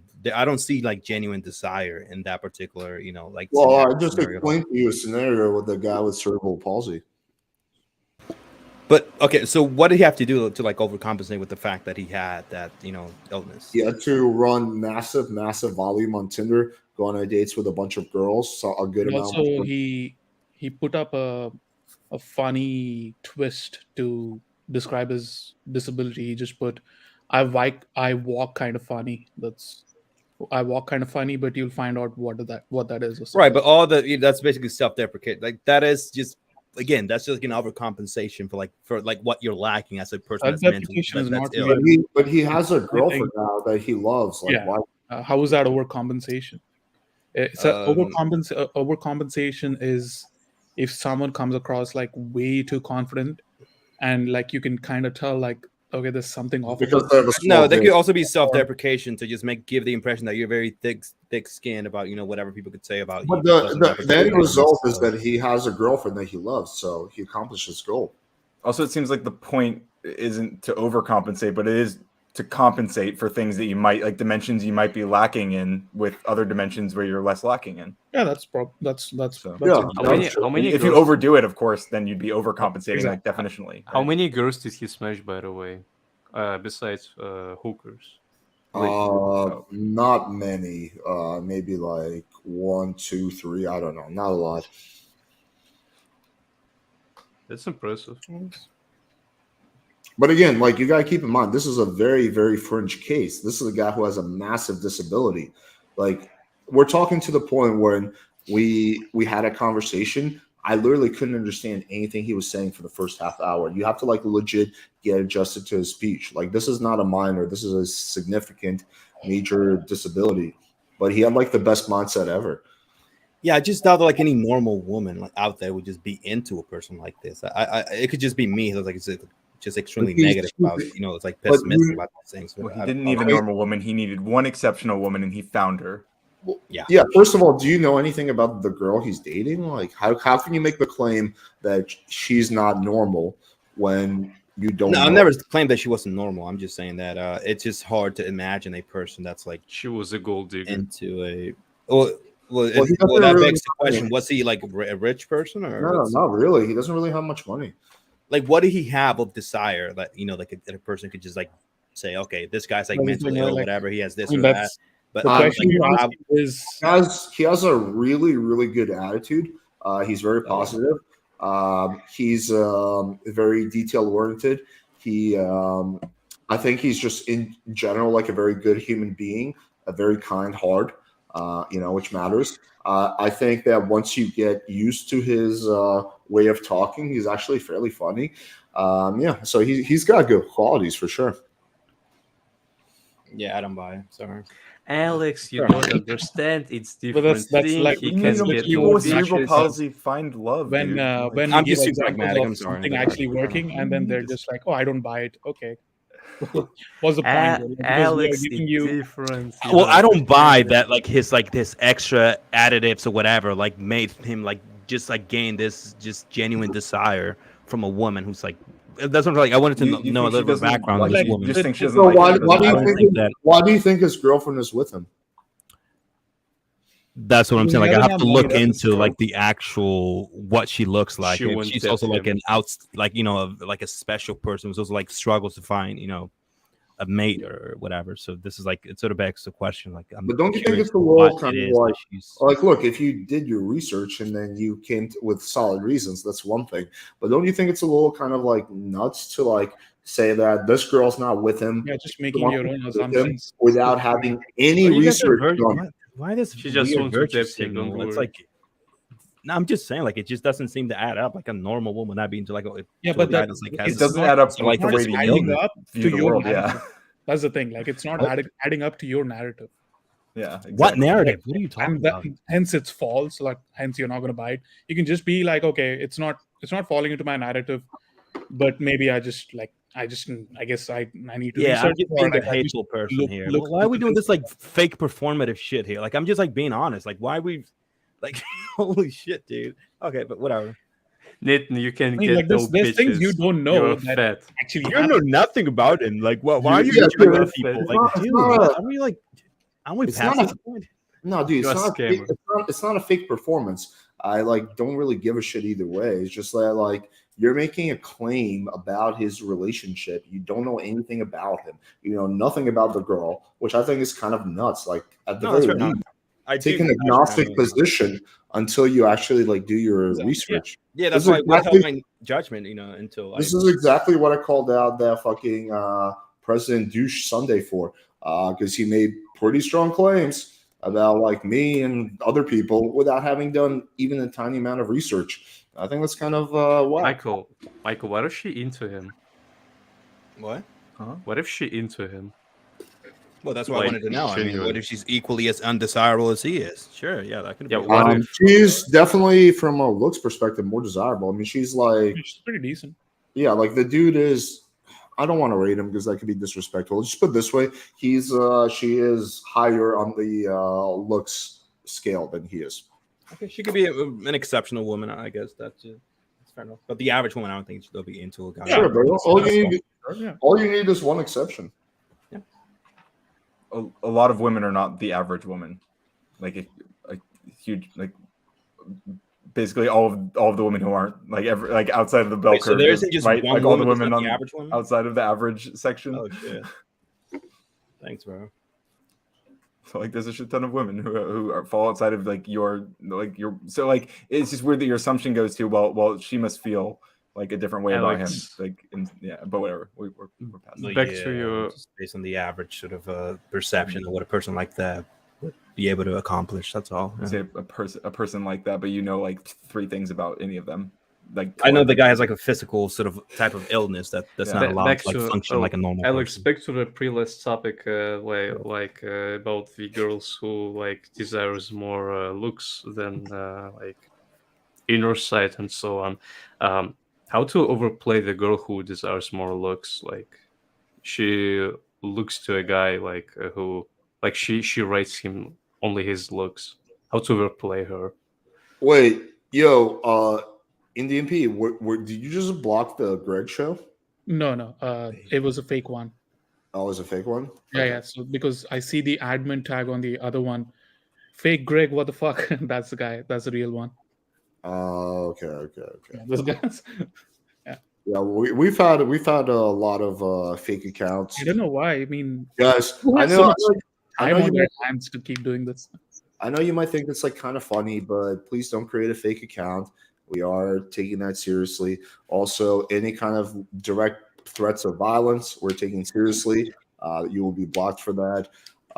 We're still going to have free speech, but I want PWF to be like at least a semi-respectful place. Like at the very least, when you call out other people, it's like kind of interesting. It's not just like you dumb N-word, blah blah blah.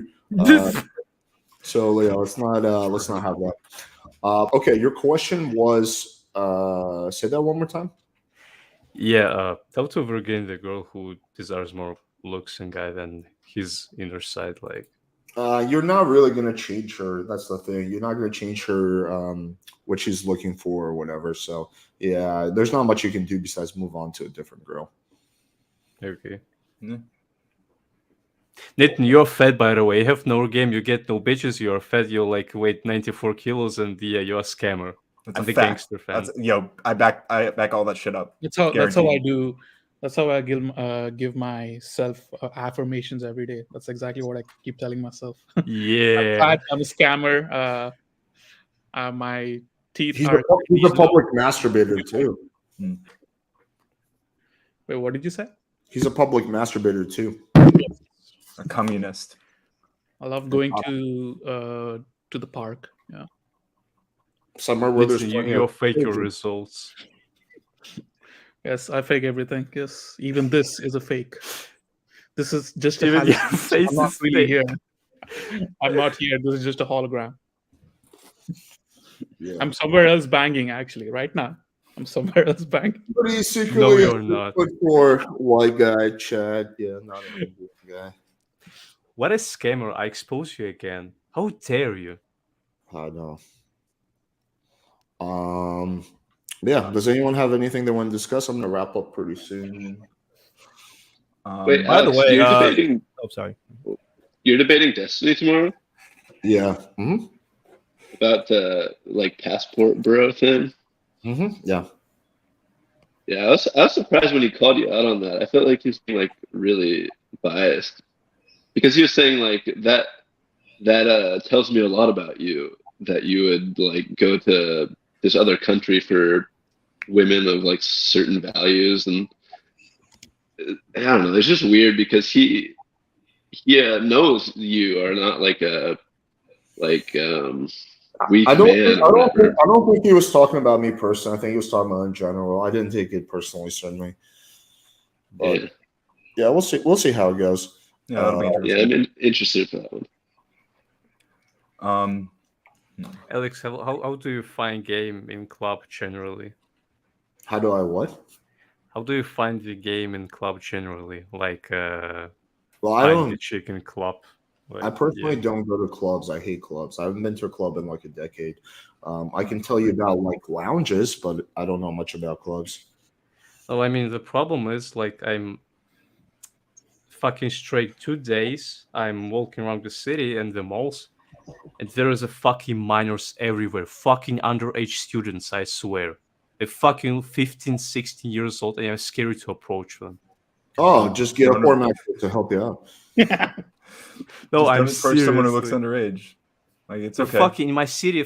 I don't know. Fucking If you're unsure, just don't. minor. Like, listen. Minor students are fucking more attractive than average girls. Like, But wait, why do you have to go to a club? You can just go to like a bar or a lounge. yeah, but I was like in free bars and there was no chicks. I was like in Irish pubs too. I I don't know where we're going to fight it. I think my city is kind of fucking like the damaged city, like a cursed city. I don't know. Yeah, but I gonna try find my solution somehow. Yeah, I don't know. I personally Try don't really to like. find.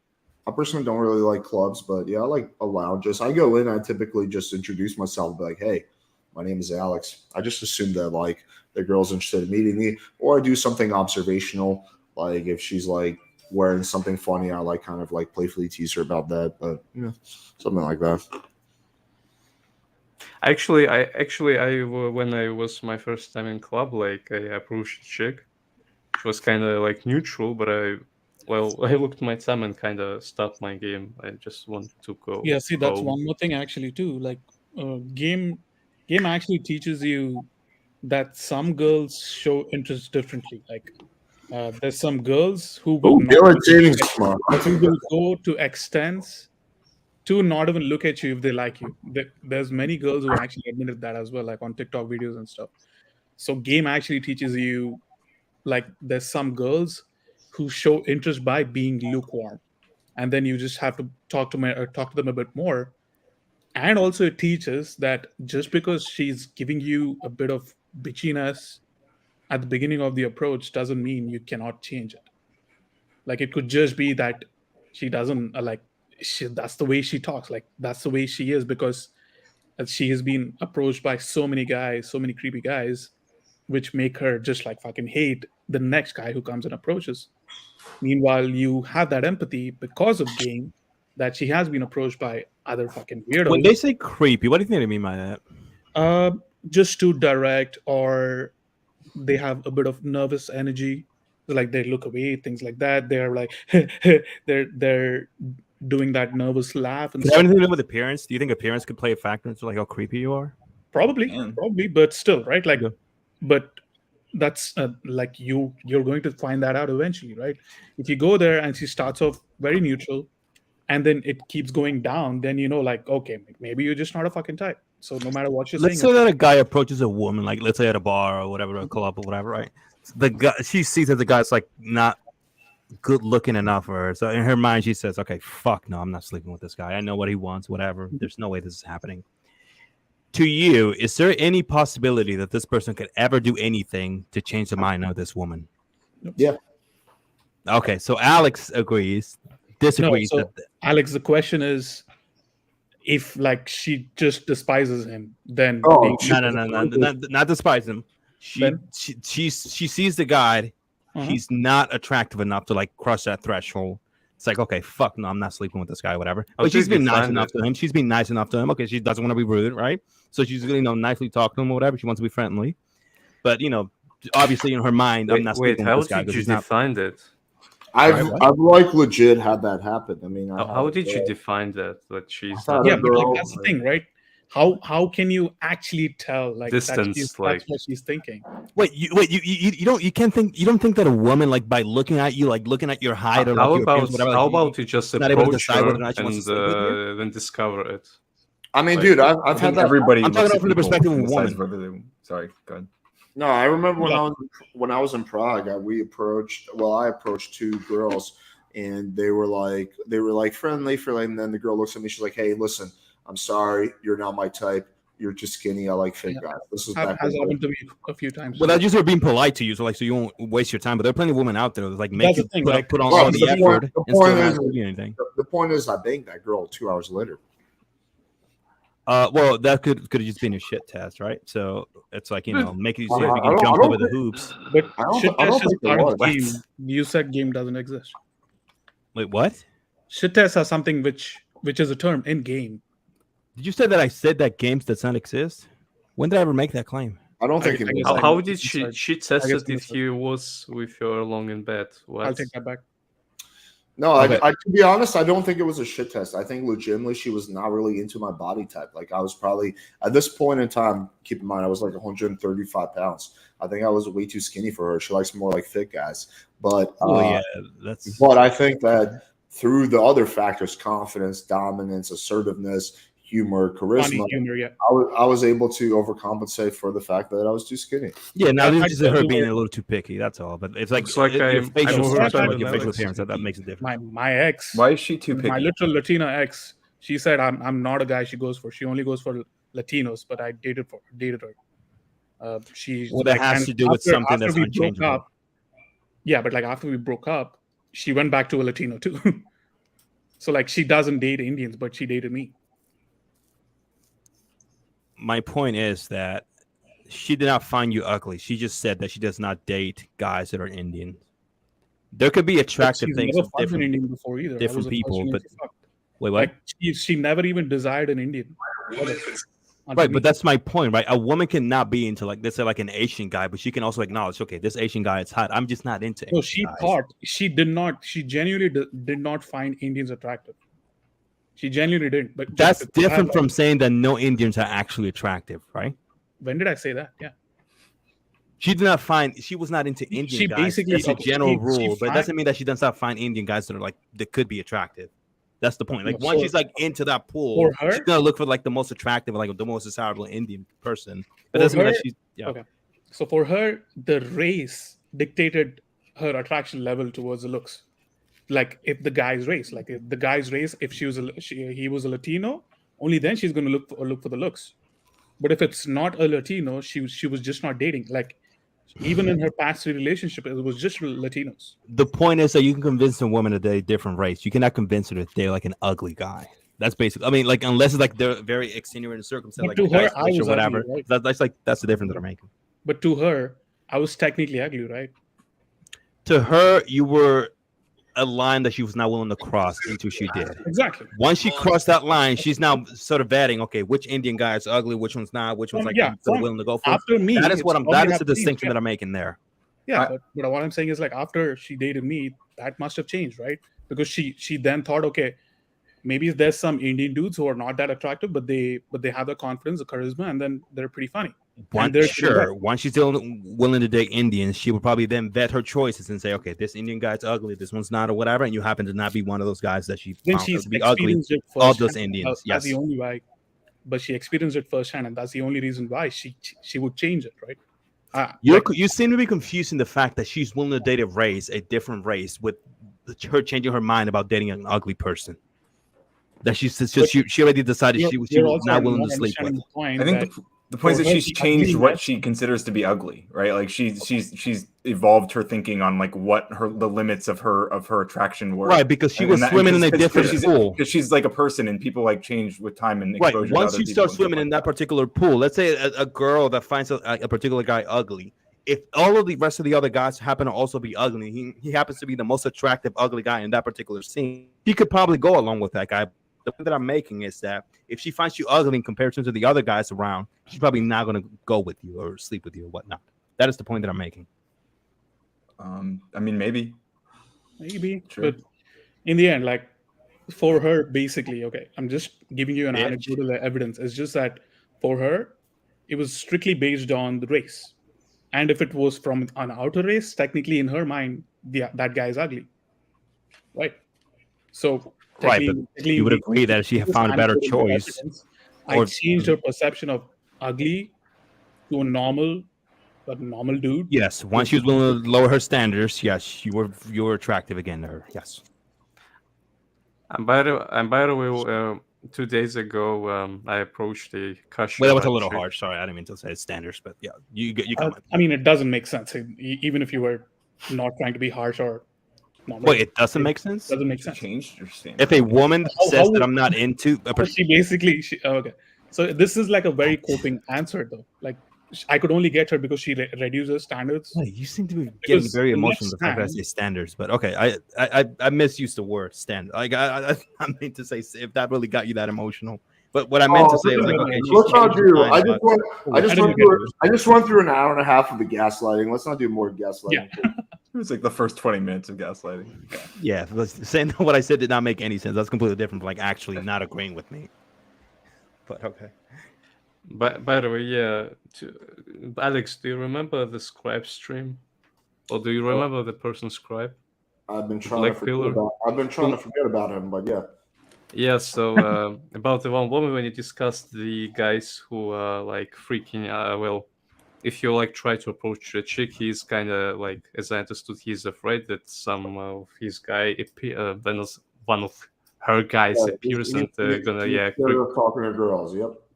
yeah, and he's gonna like fucking freaking out. I actually 2 days ago I've met this situation in the shop. Well, I went to the how's it called? Касса по-английски как? I hear what you're saying. Yeah, the cashier thing, like when you exit when you exit the grocery store. Yeah, I forgot. So yeah, I actually well, there was a hot chick. I'm like when I almost bought my thing.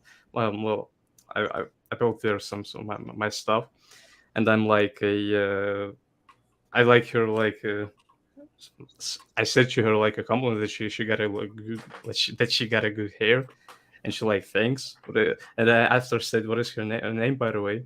She like to try to flake me out, and then yeah, then I stand so a few seconds, and then from nowhere, like nearby, like some fucking 6'4" guy stand near me. And like he asked me, what do you want? I'm like, hello.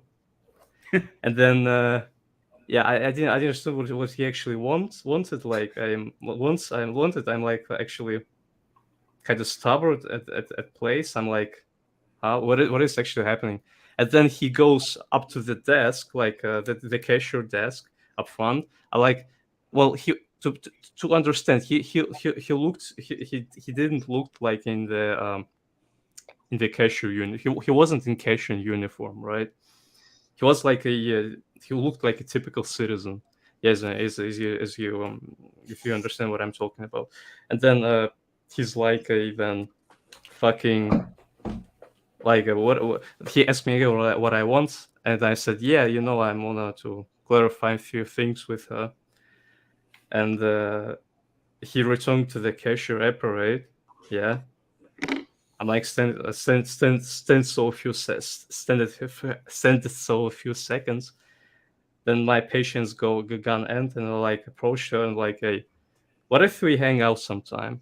I asked her. And this guy fucking started to scream me like, what the fuck are you want? Go fucking out of this store, you fucking scum. Who the fuck are you? I'm like, whoa, chill. Like he's like very hostile to me. He's fucking want to beat my ass, I swear. Yeah, they're crazy haters. So was it her boyfriend or just a friend? I assume that was her boyfriend. Like how friends gonna how friend gonna like act? No, friends do that all the time. Yeah, I don't know, man. Friends? Yeah, Are you sure? A lot of guys act really weird. All right, guys, I gotta wrap up. We're about to get dinner. Hopefully you guys enjoyed this. This guy was 6'5". I swear, fucking giant. I believe you. Puppy. Okay, we got Natty got a new dog. Natty, hi. Wait, you're married, Alex? No. No, but we haven't talked together. Married to the game. Sorry, ma'am. I was speaking to the man. I'm sorry, ma'am. Your first to my dog. But anyway, hopefully you guys enjoyed this. This started off as a fun little President Sunday gaslighting session. Let's go. Sunday W. Then it turned into he's a lefty, yeah. Never approach your girls on the street. Then it turned into well, actually, I wasn't paying attention for the last 30 minutes, but hopefully you guys enjoyed that. Tomorrow we're gonna be back with Destiny at 8 p.m. That should be fun. All right, guys. Appreciate y'all. Have a good night. Peace.